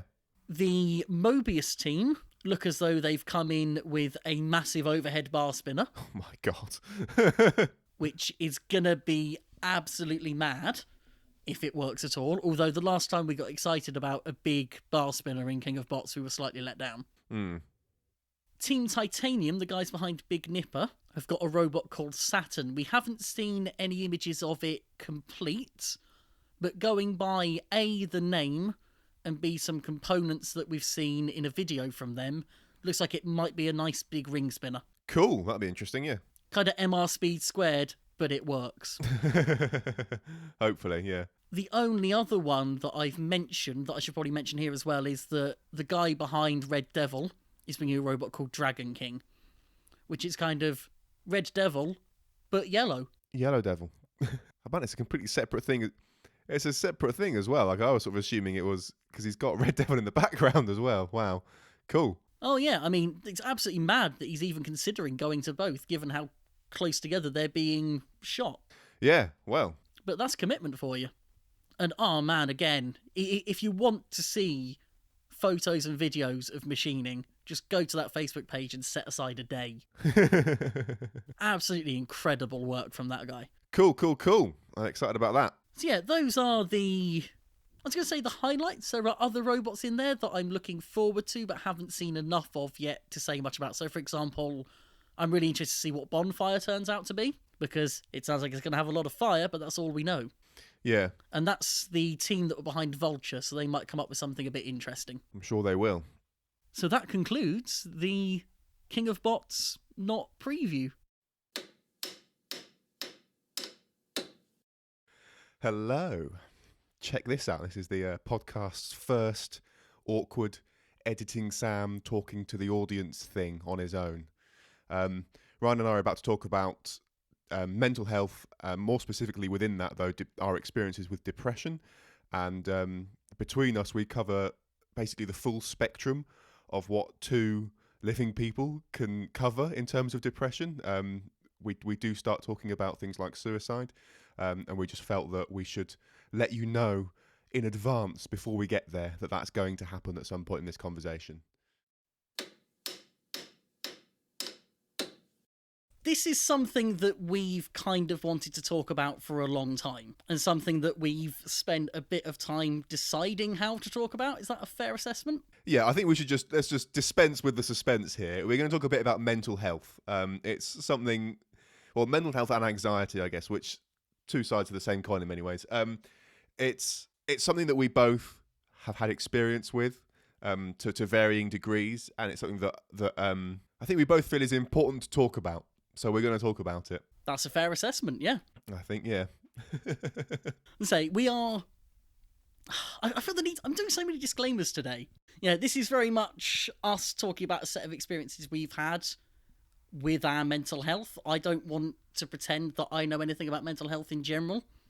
There's just two specific things that I've had trouble with that I feel are experiences and sort of bits of knowledge that I've gained that are really worthwhile sharing. So I think the reason that I wanted to sort of talk about this now rather than later or in the past was because there's a podcast I listen to called Cortex, which is CGP Grey and Mike Hurley, and they sort of do, it's like a productivity businessy, well, not businessy, but it's just those two guys talking about working for themselves. Like Mike runs the whole Relay FM network and stuff. That's his company, and Gray does whatever it is he does. So they're just talking about productivity and all that kind of stuff. But one of the things that I've taken away from that podcast is they have yearly themes rather than like a New Year's resolution, which they don't like. So they will have like a year or a theme, sorry, for the year. Which is an idea that I think is quite nice. It's a bit more vague, it's a bit looser, and I think it's just generally better. It's much easier to go through a year with thinking, well, this is going to be the year of whatever. And I thought I'd give it a go this year. And for me, this is the year of, well, I've just broadly titled it the year of health. So trying to sort of be, just generally speaking, more healthy. But one key part of that is my mental health. And so, like, the beginning of the year is a good time for me to sort of really think about that and start doing something about it. At university, I struggled quite a lot, and I did end up going to the doctors about depression. I had a series of, I did do like the therapy, like was it cognitive behavioural therapy? I did do that, which I found very helpful, and I found that I am more prone to these kind of like self-destructive patterns and behaviors in the winter time, when it's darker. It's called seasonal affective disorder, and many people have it. You'll probably have come across this referred to often as the winter blues. I think basically everyone will generally feel a bit slower, a bit less energetic in the winter when it's dark and cold. I think it affects some people more than others. I feel like it affects me more than average, I think. But it's always hard to know if you're average or not. So the winter is a good time for me to sort of think about these things. So I took more steps than ever in January and February and March now to really try and stay on top of my mental health and to not let myself fall into these patterns of destructive behaviour and bad habits around stuff, which is part of why I wanted to sort of like really talk about this now, because it's, I think making changes in your life is often a good time to talk about it. I'm going to say, I really wish you'd told me that you were doing the whole yearly theme thing, because it was something that I only just came across around New Year as an idea, and I'm not a New Year's resolution person, but I also quite like the idea of it. Yeah, it's good because it's vague. You can just sort of know that what you're. So, like, for me, it's sort of like I've not got specific. Oh, I'm going to do this every week. I'm going to form this habit. I'm going to do whatever. It's like because I found that if I do that kind of stuff, the moment that I fall below the bar, whatever bar it is I've set for myself, the moment I fall below it, and I always do, I immediately go, well, that's it. I can't do it, and I give up. Which is one of the the behaviours that I'm trying to avoid. So by having this sort of like yearly theme of sort of like, well, over the course of this year, it's just going to be on my mind around health. I'm not being like, I'm going to lose weight. I'm going to not be depressed. I'm going to do all these things. That's not the goal. New Year's resolution: no more depression. Yeah, that's a silly resolution. But just to sort of be conscious of it. Be conscious of my just health in general. So I've done a bunch of stuff like trying to eat more reasonably. I've done a better job than ever before of like cutting out sugar from my diet, I guess. And yeah, like I said, be mindful of my mental health, which is sort of like the key area of focus that I'm doing in the winter. I think once at the moment it's all right. Once the clocks change, it will screw me again a little bit. But after that's all sort of sorted itself out and settled down, I can stop thinking about it quite so much and hopefully move on to other areas of my health. So when it comes specifically to mental health, do you look at what you have as a purely seasonal thing, or do you look at it as a year-round depression that affects you more during the winter? I think for me, I think in my life there are, I think, two things, I guess, that can lead towards me going down that path of depression. I think there's external forces of the lifestyle I'm living. University, I found, is not a lifestyle that works well for me. Having that much time that I'm in control of all the time doesn't work well for me because I end up just not doing anything. And the pressures of uni and all that kind of stuff, it was all too much for me. So I think that was a big part of why. So like the depression that I've experienced was worst at university. And I also think there's a part of it that is, I guess so that's not seasonal. Obviously, the external forces, that's not a seasonal thing particularly. That's just depending on my lifestyle at the time, things are going to be better or worse. I think the thing that does come in seasons is my my ability, I guess, to sort of counter this. I think, you've got a certain, the way I view it is I've got like a certain amount of, I don't know how to phrase this. It's a certain amount of, I've got a certain defense against the demons, right? And as winter sets in, as it gets dark and stuff, I feel like that defense gets reduced. So my lifestyle might not change at all. It might become more or less stressful than it was before, but my defense against those demons goes down, and then it might drop below a certain point. Which is the bit that I've been addressing this year of trying to, stuff I've changed in my life has been to just be aware of that and to reduce the amount of stress where possible that I'm experiencing. Just to acknowledge the fact that actually I've got a bit less defense against this, so I need to be mindful of that with what I do, and to not overwhelm myself. And that's the bit that's seasonal, I think. So as we get into spring and summer and stuff, I think my immune system to these kinds of things will, I think, improve, and I can stop worrying about it quite as much. But I think I can definitely fall into these start down this road towards depression and stuff in the middle of summer by doing these destructive things, by spending entire days sat watching television and stuff like that. If I do that a lot, then that starts me down a path that I know is not good.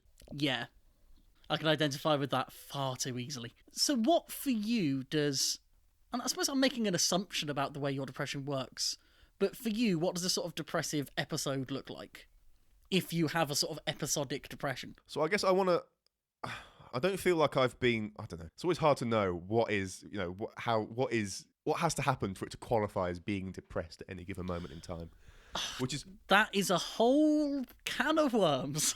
Yeah, which is really hard to articulate, really hard to sort of think about as to what counts in many ways. So like the worst it was at uni, where I just stopped all the usual stuff. I stopped going to lectures. I stopped getting out of bed for a while. I just eat crap. Like there was no forward planning, I guess, was sort of like a big key thing, where I didn't do a weekly shop. I didn't go and shop for a week's worth of food. I'd just be like, I'm hungry, and then I'd go out and buy a takeaway, or I'd go and buy a pizza, or I'd go and buy whatever. And that was the only thing that got me out of the house, was I'm hungry and I need to go and get food. It's a condition of just surviving, almost, where you just meet your basic needs, if you even do that. Yeah, so like, I mean, there's a bunch of stuff that I think I stopped. I stopped showering. Which is unusual for me. I like showering. I very much. I hate. It's funny because I hate not feeling clean. So like I can't function in a day unless I've had a shower in the morning. It's almost always the first thing that I do is get out of, if I get out of bed, it'll be the first thing I do after that is to go and have a shower. And I just sort of stopped. I just stopped caring. I lost a part of myself. I lost the part of me that is goofy and weird, and that sucked. That wasn't fun. Like the part of me that finds the name Alan hilarious went away. all that side of me, I lost that at uni, and I know that I've never been back there. I've never got that low since. Like after finishing uni, so I got my degree. I had the therapy. I got my degree, and I got a job, which is much better for me, of having a stable income and having some structure to my life. I find really beneficial.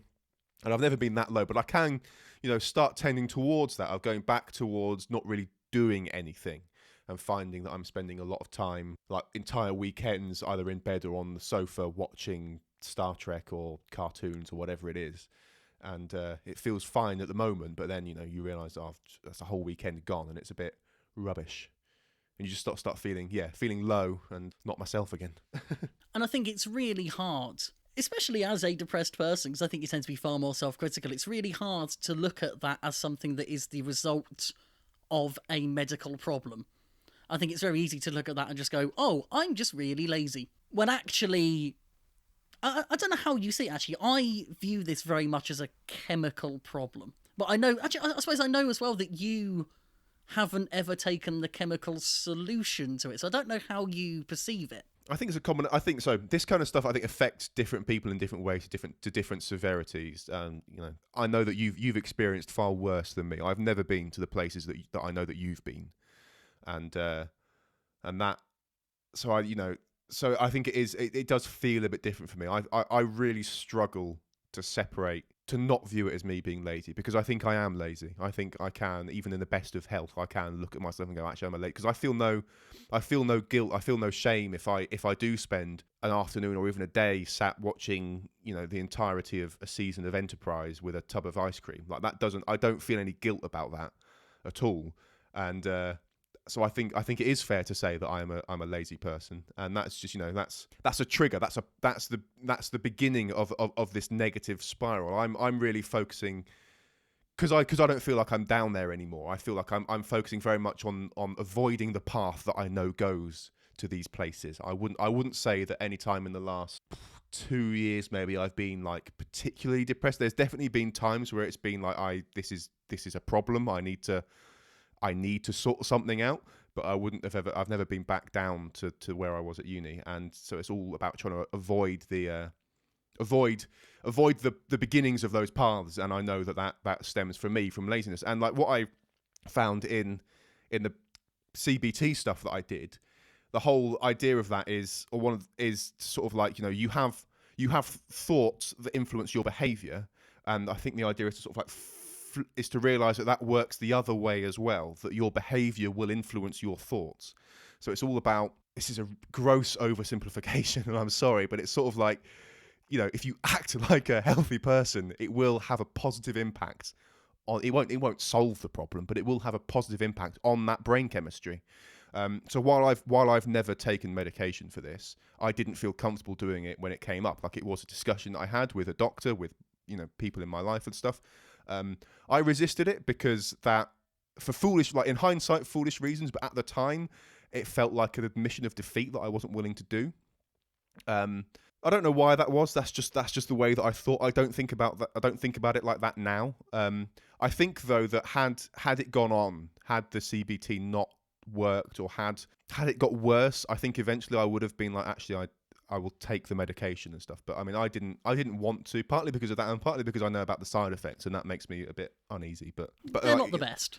Yeah, but I do recognise that it is a chemical problem. But I also recognise that, or for me anyway, I think a part of it is also entirely behavioural, and I've been able to manage it by managing my behaviour, by managing my habits. So I will continue to try and do that. And I suppose I sit here as someone that likes to look at it as a chemical problem, but I'm also the person taking the chemical cure and not being cured, as it were. I probably shouldn't call it the chemical cure. That was a bit weird of me. That was just a thing that I did because it was alliteration.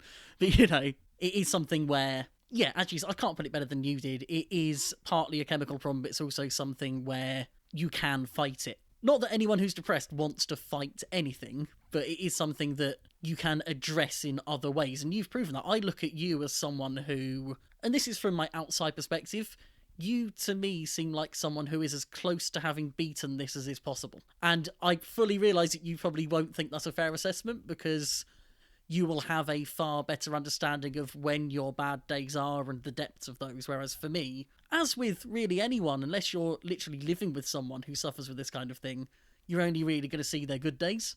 Yeah.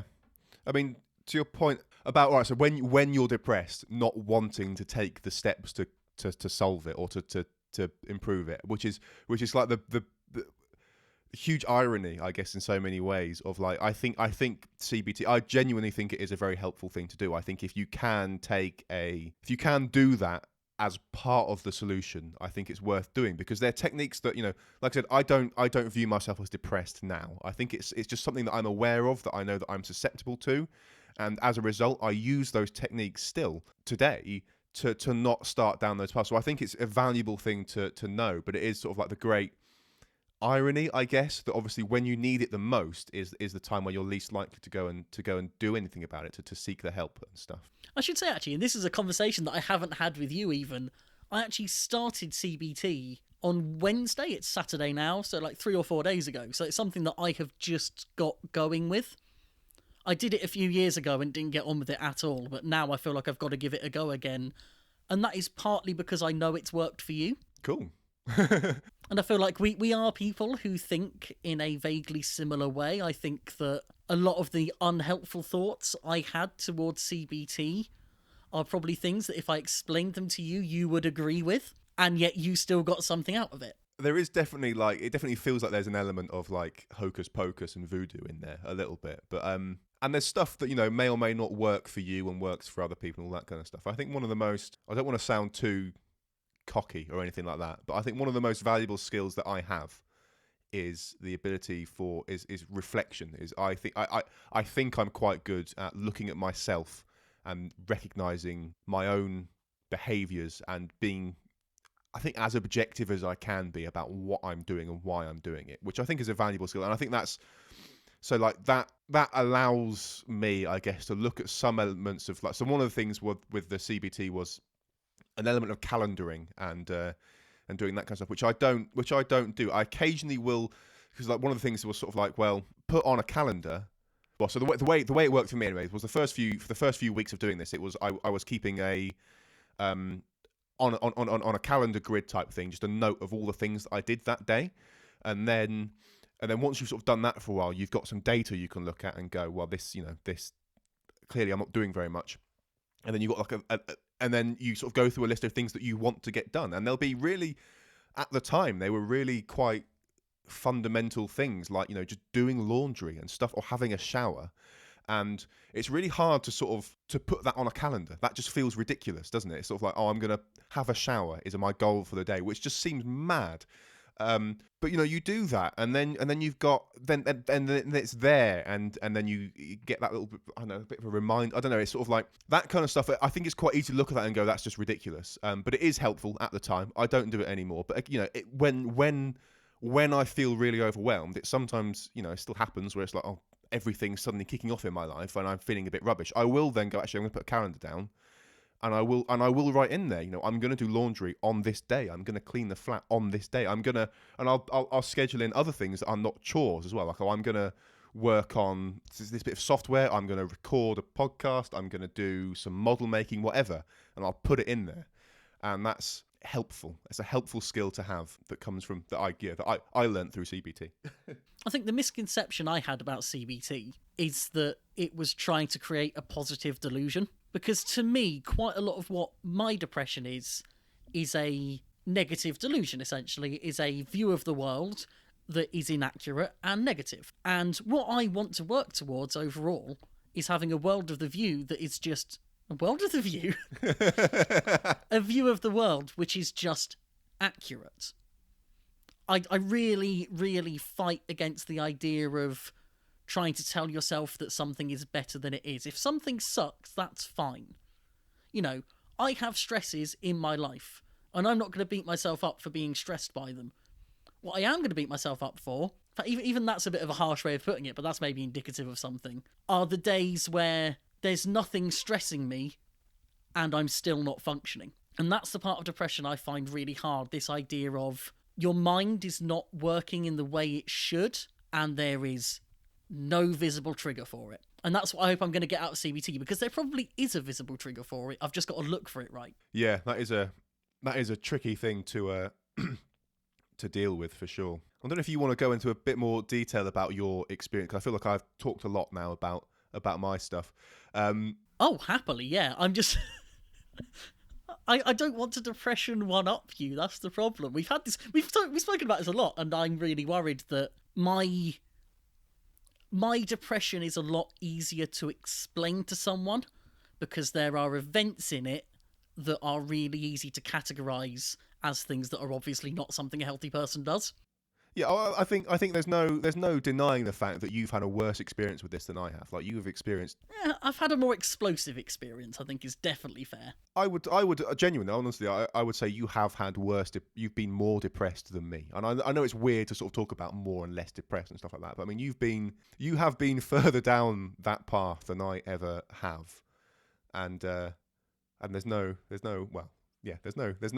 Don't feel like you're going to one-up me on it or anything. Like, it's like you're. I'm going to like 5 or 6 up you. That's the thing.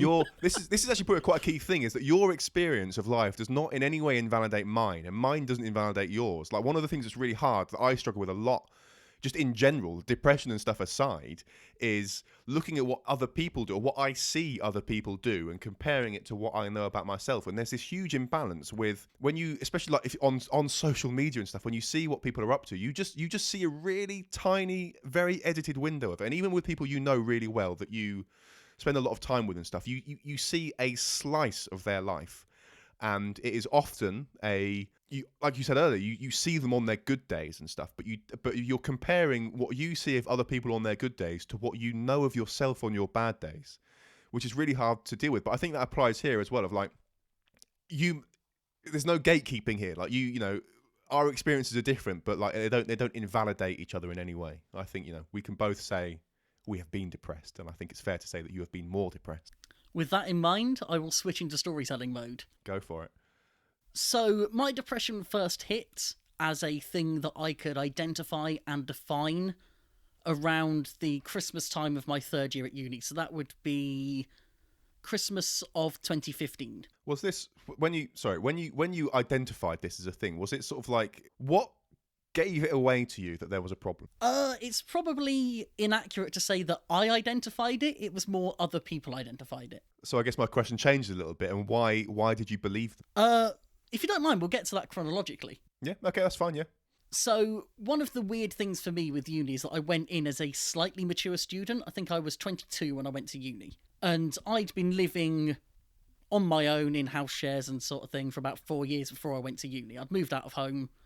And that meant that when I moved to uni, I gave up the place I was living to live full-time at uni.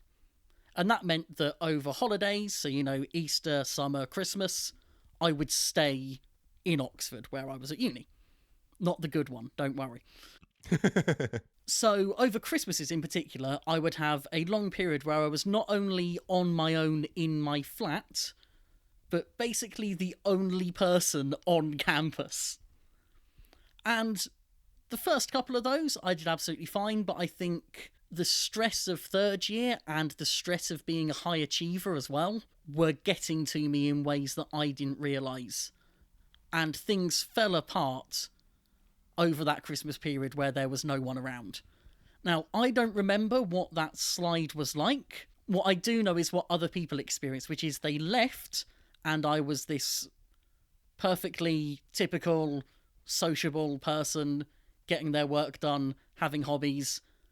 And when they came back, I was a closed bedroom door. And I think I managed to go a good couple of weeks without actually speaking to any of my housemates. I had an ensuite, so I had water in there. I had the room right next to the front door, so I would just sneak out of there when I thought no one was watching. I would happily stand by that door for 5 minutes and check no one was outside of it, and rush out with headphones on.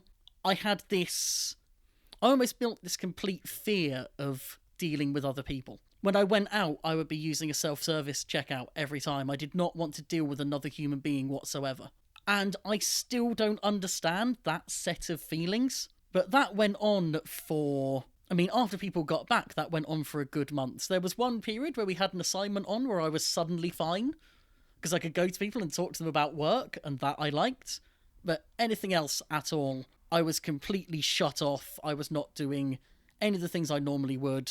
I think most of my days were basically spent laying in the dark watching Breaking Bad on Netflix. And that was the full extent of my existence for that time. And there's this real blur around that of what I was actually doing with my time. But I did reach a point in that where time no longer mattered. And that's the thing that really scares me. I didn't know or care what time of day it was. I didn't know or care what day it was. I didn't know how long it had been since I'd eaten, drunk, showered, anything. I just lived in this complete self-contained bubble that uni allows you to do. Yeah, that's a scary thing. I didn't experience it quite like that, but there is definitely a time where time stops mattering in many ways, or like suddenly, like it almost feels like there's not enough time in the day, but you've done nothing with it anyway. It's amazing how quickly it suddenly starts going in many ways. It's a scary feeling. And what I had from the people all around me was people going, when they could speak to me in the fleeting moments that I would allow that, they were going, "You're obviously not fine. I don't know what's not right, but it's obvious that it's not right." And I was basically persuading myself that everything I was doing through choice. It was like, oh, I really like laying in the dark, so that's why I'm doing that. Oh, I still got that essay done, so I'm clearly fine. And I had this real ability that I still have and still struggle with now to rationalise a really bad situation as not being bad at all. And I don't know how they did it, but they eventually persuaded me to go and see a doctor. And when I got there, I went through the questionnaire they give you. Have you done the questionnaire before? I have done that questionnaire, yeah. So it's a standardised questionnaire that asks you to rate on a scale, I think, 0 to 8, how much certain things apply to you. So I have little interest in doing things. I can't focus on doing things. I've got one right next to me. Yeah, what are some? I can't remember. I can't really remember the questions anymore. What do they ask? So I have got one here. I think I can just get it open one-handed. I remember the one that's about like suicidal thoughts and not knowing how to answer that because I think everyone does occasionally consider what would happen if I took my life, but not in that. Do they though? I feel like that's not a thing everyone does. I feel like that's just us depressed people. No, I think it is something. Not in a seriously considering it kind of way. That's the key difference. Is I think everyone does go, what if?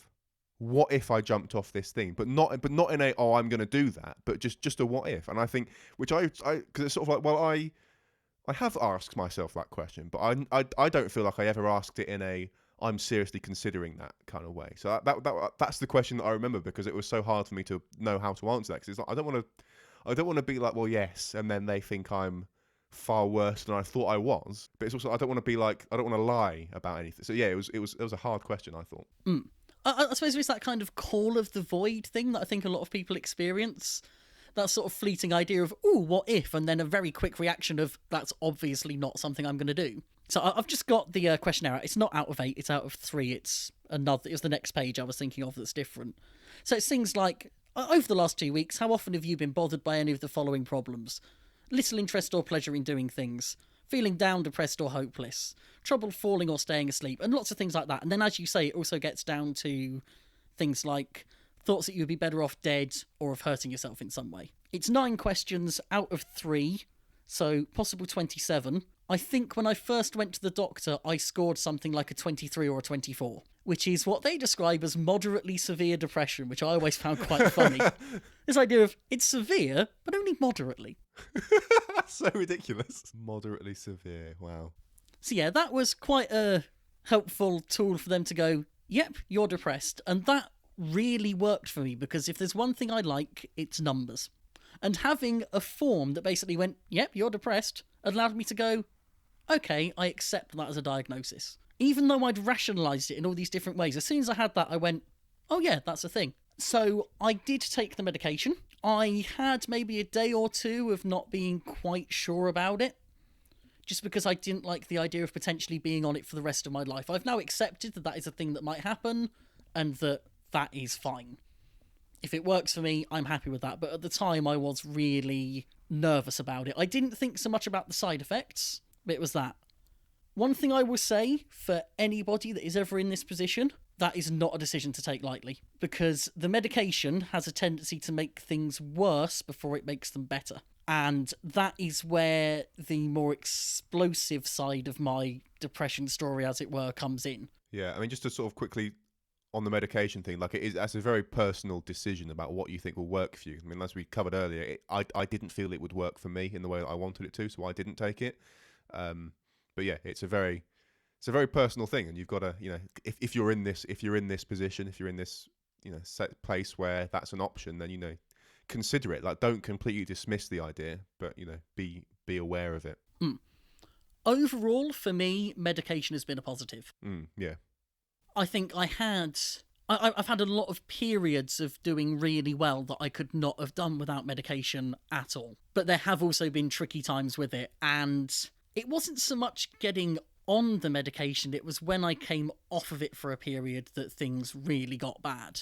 So, I never know how to tell this story, but as you say, I'd had that feeling for a long time of, ooh, I wonder what it would be like if I died, and that feeling grew and grew a lot more until I got to a point where I'd convinced myself, and to be honest, I still think it was kind of true.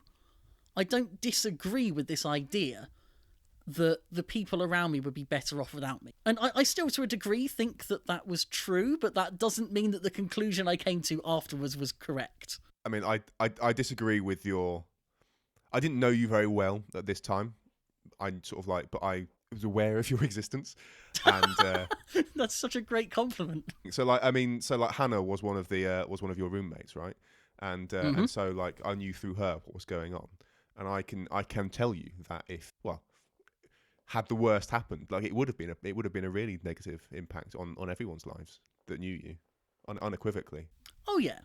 And I was kind of weighing this really weird long game where it's sort of, yeah, people would be upset if I died, but they'd never have to deal with me again. And that was really indicative of where my self-esteem was at the time. I really viewed my whole impact on the world as being negative, and that's where that ability to fiercely rationalise something really worked against me. The fact that I sat there and almost did the maths of my own existence, which I think if anyone does that, they're probably going to come out disappointed. Yeah. But no, my conclusion from that whole thing, rightly or wrongly, definitely wrongly, was that I should kill myself. And I just kind of sat with that conclusion and went, okay, that's good, I'll figure that out then.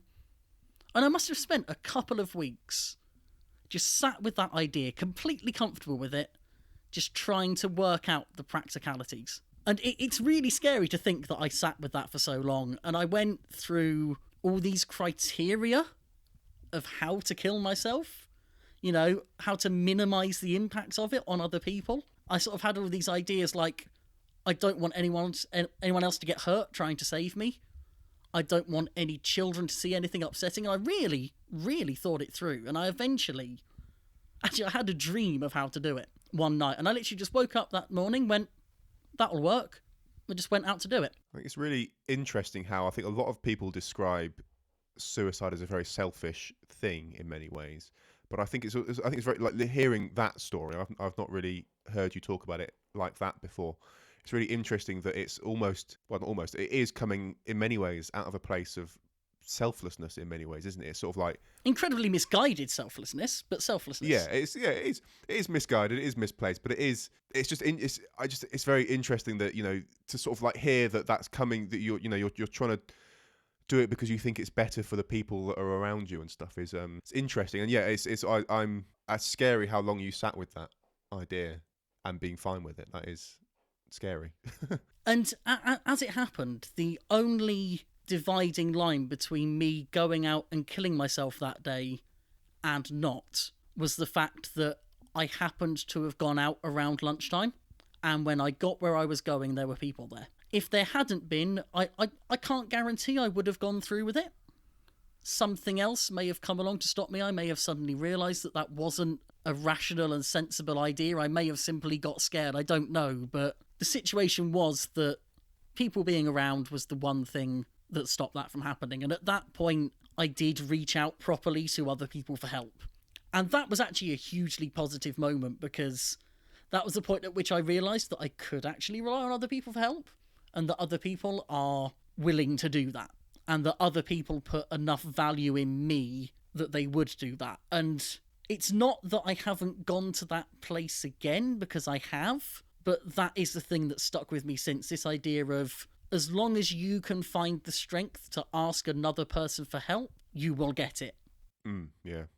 And I feel a real responsibility to the people who I know will help me to honour that by reaching out for it. And even though since then I've had episodes, for example, of self-harm, which is something I still don't quite understand my motives for, but as a sort of, again, a really misguided method of stress control, I have self-harmed in a fairly non-traditional way. People think of self-harm as cutting yourself with a razor blade or something like that. I've done it in other ways. I've done it by physically scratching it myself. I do it by pulling hair. In a much less definable way, I do it by just neglecting myself, by not eating or not drinking or not sleeping or sleeping too much. There are lots of ways of doing it, sort of self-sabotage, self-harm. But I'd like to think that the one thing I've learned, and I don't necessarily do it immediately, is to talk to someone about it. And it's funny you mention Hannah, your partner. Context may be necessary there. You know, having people like that around who you know know you well enough to say the right things is incredibly important. I don't think that anybody that has any kind of success story when it comes to dealing with depression will have done that on their own. And I recently did an interview with a footballer who quit the game due to depression. I like talking about depression. I like writing about it. I think it is, if nothing else, a really interesting condition. And the thing that came out of that as well was, for him, the key has been just finding the right people, whether that's family, whether that's friends, whether that's therapists. This is something that medication has helped me get in a position to do those things, but it's exactly what you've said. It's about doing the things that work for you to deal with it, and to take the things that you know it can do to you and actively fight against them and mitigate them. It's incredibly difficult to do, but I'm now at least starting to believe that it's possible. On that kind of like point of like reaching out to people and talking to them, just on the off chance that, you know, someone is listening who knows someone who's depressed and they come and talk to you, I think I can't speak for all people who have suffered this. Obviously, it is personal, it is different for everyone. But I think one thing to be aware of when anyone, regardless of their mental state, to be honest, but if someone comes to you talking about something that's upsetting them in some way or is a problem for them, they're not necessarily looking for you to solve the problem or give advice in any ways. I remember often speaking to people, and I'd often preface it by just saying, I just want validation. I just want you to recognise that this is a valid feeling, and that and it's not, and that this is just to validate the fact that I'm feeling this, and so that's something to be aware of, both when you're, you know, if you're you know, the one doing the talking, or if you're the one being talked at, I guess, it's just be aware that is helpful. That is a valuable thing to do, to seek and to give as well. If someone's going, oh, I feel really stressed about X, Y, and Z, I mean, often the temptation is to be, oh, well, this is how you can, you know, avoid that thing. And that's a good chance that's not what they want. There's a good chance that the person just wants you to recognise, yes, that is a stressful thing. You are correct in finding that stressful. It is perfectly fine to find that, whatever it is, difficult in some way. And I think that this, more than others, and this is true of mental health in general, but depression is a thing that I can speak for, it is something that people are scared of. It's something that people feel they don't understand, and therefore if someone comes to them and reveals that this is a problem for them, I think there's a lot of fear over saying the wrong thing. Whereas if someone comes up with a lot of other conditions, and I don't like doing this feels really old, but if someone comes to you and they say, oh, I have got this thing physically wrong with me, we all know what to say. And actually, the thing to say to something like depression is exactly the same. You know, it is kind of, get well soon. I hope you find the support you need. How can I help? Those are the kind of responses that I at least have always found really valuable. I don't know if I've fallen into an advice trap there. I don't like falling into an advice trap. Well, it's really hard to give advice on these things because, like I said, it is so different for everyone. It's hard. I always found, just again, I'm not trying to give this as advice. I'm just sharing my experiences with this of like reaching out to people. I found a lot of value in talking to people that didn't know me. I was often a lot more open with strangers about how I was than with the people closest to me. I think probably my family were probably the last people to know. I mean, they would have figured it out. They're not stupid. But like, you know, they were, you know, the people closest to me were some of the people that I was sort of like took the longest for me to open up to about this kind of thing.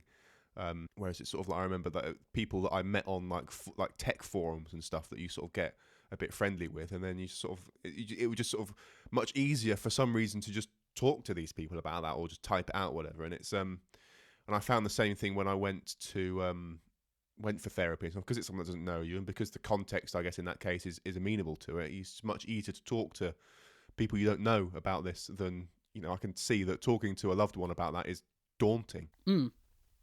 I suppose just to highlight how different people's experiences are, I'm possibly the opposite of that. I'm the same in that my family were among the last people that knew about it, but I tend to feel the need, and maybe this is born of my idea that is, again, quite a depression thought, that I am in some way different to lots of other people and that I need special care and attention and that things that work for other people don't work for me. I often feel the need to talk to people who know me extremely well because I feel more accepted by them. So, for example, I've spoken here about all the really irrational ways that I can think, and I think I'm often more comfortable with someone that already knows how irrational I am. And I'm doing CBT now, which is a very targeted form of therapy. I did counselling one-to-one with a therapist for a couple of years. And I think I'd only just reached the point where I'd started being anywhere near fully honest with her. And I'm not sure where I'm going with this, but I suppose it does show again just how different people's experiences of this are. It's a hard thing to address. Something that I've always found really helpful, I don't know how you are with this, but I find that I always want to talk about this, but there are almost social limitations to doing that. And something that I've done in the past and really got a lot out of doing is podcasting about it. So obviously this is a conversation, so this is kind of weird, but I have done a few little audio things that are just talking about depression. I know that a lot of people find writing really helpful as well. And there's this idea within society that depression tends to lead to creativity. And for me, that's kind of rung quite true. I don't think it's generally true, but for me, it has made me want to put things out into the world. And I think there's a feeling that we maybe both share, especially in doing this, that by putting stuff out there into the world, you do potentially help someone. And that feeling I find really rewarding. Yeah. I want to push back a little bit around the idea of like depression leading to creativity. I don't agree with that. I think experience leads to creativity. I think having the experience of depression, once you're like through it, is something you can draw from. I mean, that's not, I wrote about stuff. I wrote about how I felt when I was depressed, when I was at my lowest point. I did write about it. It's not public. I'm not going to make it public. We're not going to demand the release of that episode. And but I wouldn't describe that as like a creative output. Really, that was a venting kind of thing, or like a for posterity, because I can look back at that and because it's really what I find because I feel like I'm very much on the other side of this. I find it quite hard. Well, very hard to look back and put myself back in that headspace and know how I was feeling. It's quite hard to describe now how I felt at the time. I don't think I do it justice by just saying that I spent all day in bed and stuff. It's so hard to articulate the feeling that I'd lost a part of myself. That's sort of the overwhelming thing, is that I recognise that I wasn't me, and I felt that, and that's really hard to articulate. And I partly to sort of try and get across to other people. Sometimes I remember occasionally writing things and just being like, I want you to understand where I am. I don't want you to do anything with this information. You just need to understand where I am. So I'd write for that, and also just so it's like I can look back on that now and I can get a bit closer to where I was there. But I wouldn't describe that as a creative output. And I suppose I should go back and amend what I said in that depression itself creates nothing. Depression itself leads to nothing. In its moment in particular, nothing good is coming from any of that. One of the really, sorry to interrupt you, but one of the really good descriptions of what depression is that I've heard is a lot of people think of it as someone being overwhelmingly sad, which I don't think is true. I think it's just an overwhelming lack of emotion. That's I think the difference here. It's not that I was ever sad particularly. It was I just didn't feel anything. I wasn't sad, I wasn't angry. And when you're in that place, I think this is part of what self-harm comes from, of sort of like, if you can get yourself to feel anything, that's often an achievement. And even like feeling angry about something is like, well, this is it. I'm feeling something, and that's quite. I hesitate to use the word rewarding, but in many ways it is. It feels like progress just to feel anything. So I think that's part of what leads to all these destructive behaviours. So it's interesting, again, just feeding into my I'm a special person who does everything differently kind of delusion. I think my self-harm was informed from a very weird place. I think for me it was making something that I couldn't define into something physical. Yeah. I think it was something that was more easily understood, and it was something that there's a really weird sort of contradiction here, but it was something that other people could see that I then hid anyway. Yeah.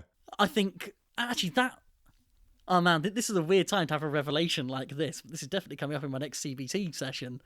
I think a lot of my depression has been accompanied by a feeling of wanting people to realise that I'm hiding something. Yeah, that rings true for me as well, I think. And I mean, I don't know about you, but for me, there are episodes of this podcast where I know that my mood was not where it should have been and I was acting. Yeah, I think we've both been there.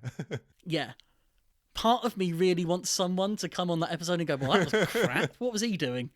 What was wrong with him that day? When actually, I'm probably quite good at acting through it when I need to for these short periods. Yeah, there's definitely, I can, on uploading sometimes, I definitely feel like there's a sense of I wonder if someone will notice that I wasn't feeling right. And there's also a slightly smaller part of me going, I hope someone notices in many ways. It's weird.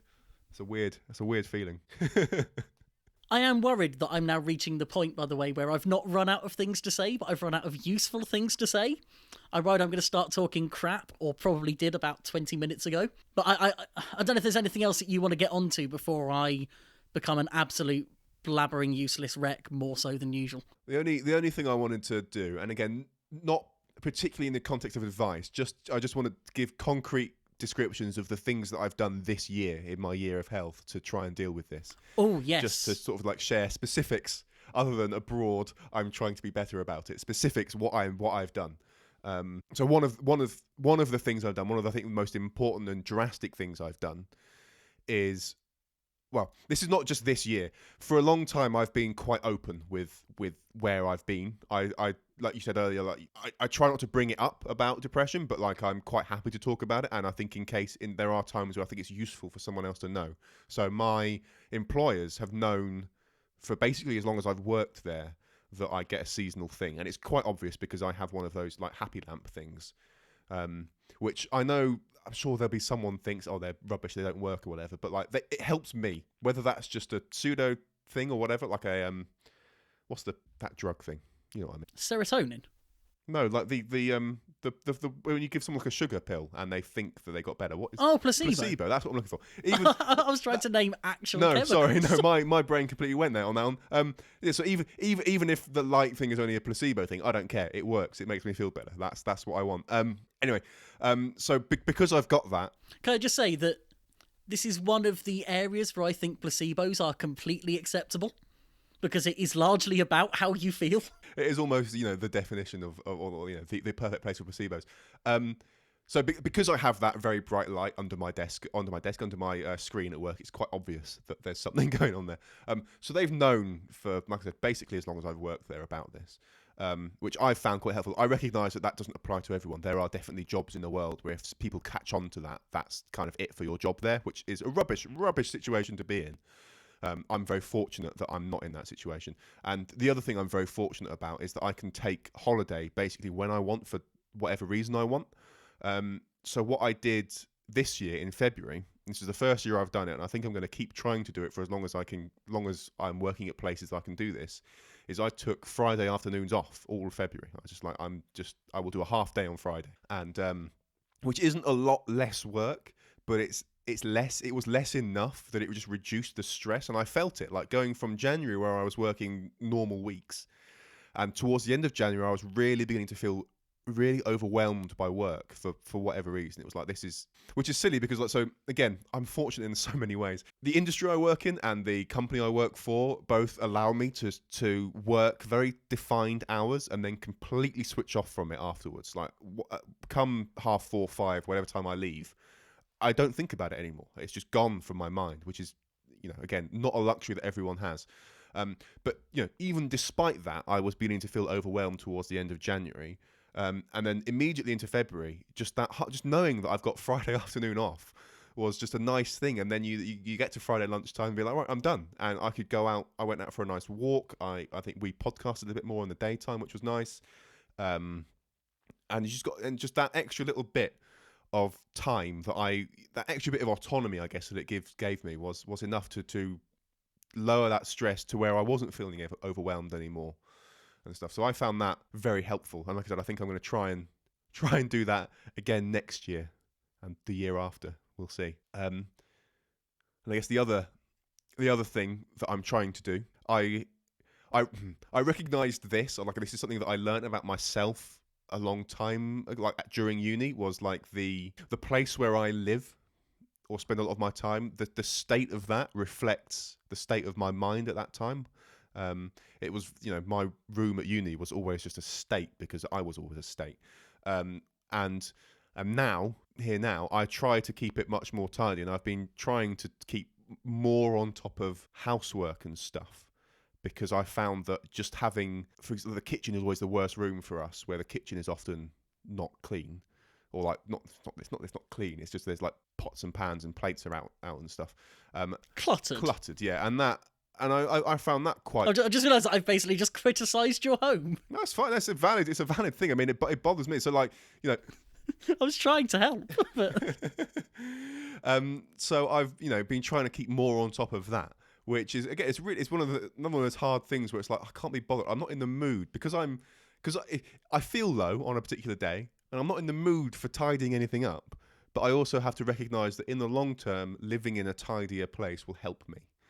And that's, I guess, the sort of the big thing for this year is just trying to sort of be more mindful of my long-term happiness rather than the immediate happiness. Like it's an immediate hit to just sit and watch Mythbusters, but it's a long-term, result to clean the flat. So yeah, that's another thing that I've tried to keep more on top of. I feel like I should now send you a photo of the state of the room I'm currently in. The office isn't the tidiest it could be. I mean, I could always want things to be tidier, but it's not too bad at the moment. I feel like I should close by going through all the things I do to help myself, but there's kind of none of them right now. Well, I mean, if you don't mind me trying to sort of like pick things out that I see that you do, that I assume that you do. Go for it. I could always use the boost. So I don't know how, you don't do it quite as regularly now, but for a long time you did have a regular phone call with Hannah. Yes. Which has become a semi-regular one. Yeah, which is fine. I think it seems like it's sort of naturally slowed down as you've needed it less, which I think is good. And there was another thing that's gone. That's really annoying. I mean, I can highlight something I'm doing at the moment, which is entirely situational, but I'm currently living with 2 dogs, and getting them out every day gets me out every day. And as much as I don't want to sit here saying that nature is the real medicine or anything like that, getting outside and being in sunlight is a proven good thing, and physical exercise is also a proven good thing. It's something that I don't always have the wherewithal to force myself into, but the fact that the welfare of 2 innocent animals relies on it is a very good motivation. And I also really enjoy being out with them. They're amazing creatures. Dogs in general I love, but that is something that just within the last few weeks has been a huge influence on me. The other part that sort of triggered us talking about this was, I've changed some stuff in my life, and you've made some changes, and I think one of those changes was a change in medication. Yes. The main change is that I started taking it again. So I was on the same medication for years. I'm really bad at the routine of taking it, but I got especially bad with this one and eventually reached a point where I wasn't taking it anymore. And that was a really good opportunity to go, okay, is this the right medication for me? And I looked at it, and it's a good medication for depression, but my depression has kind of evolved to have more elements of anxiety, more elements of compulsive behaviour. So I've now moved on to something that addresses those as well. It's only been a month. The transition has been rough because it always is even. But so far, I think it's been a good move. I think we can end then with the one piece of advice that my dad gave me that stuck with me and helped, which is that the best thing you can do is something. Oh, I like that. That is pithy.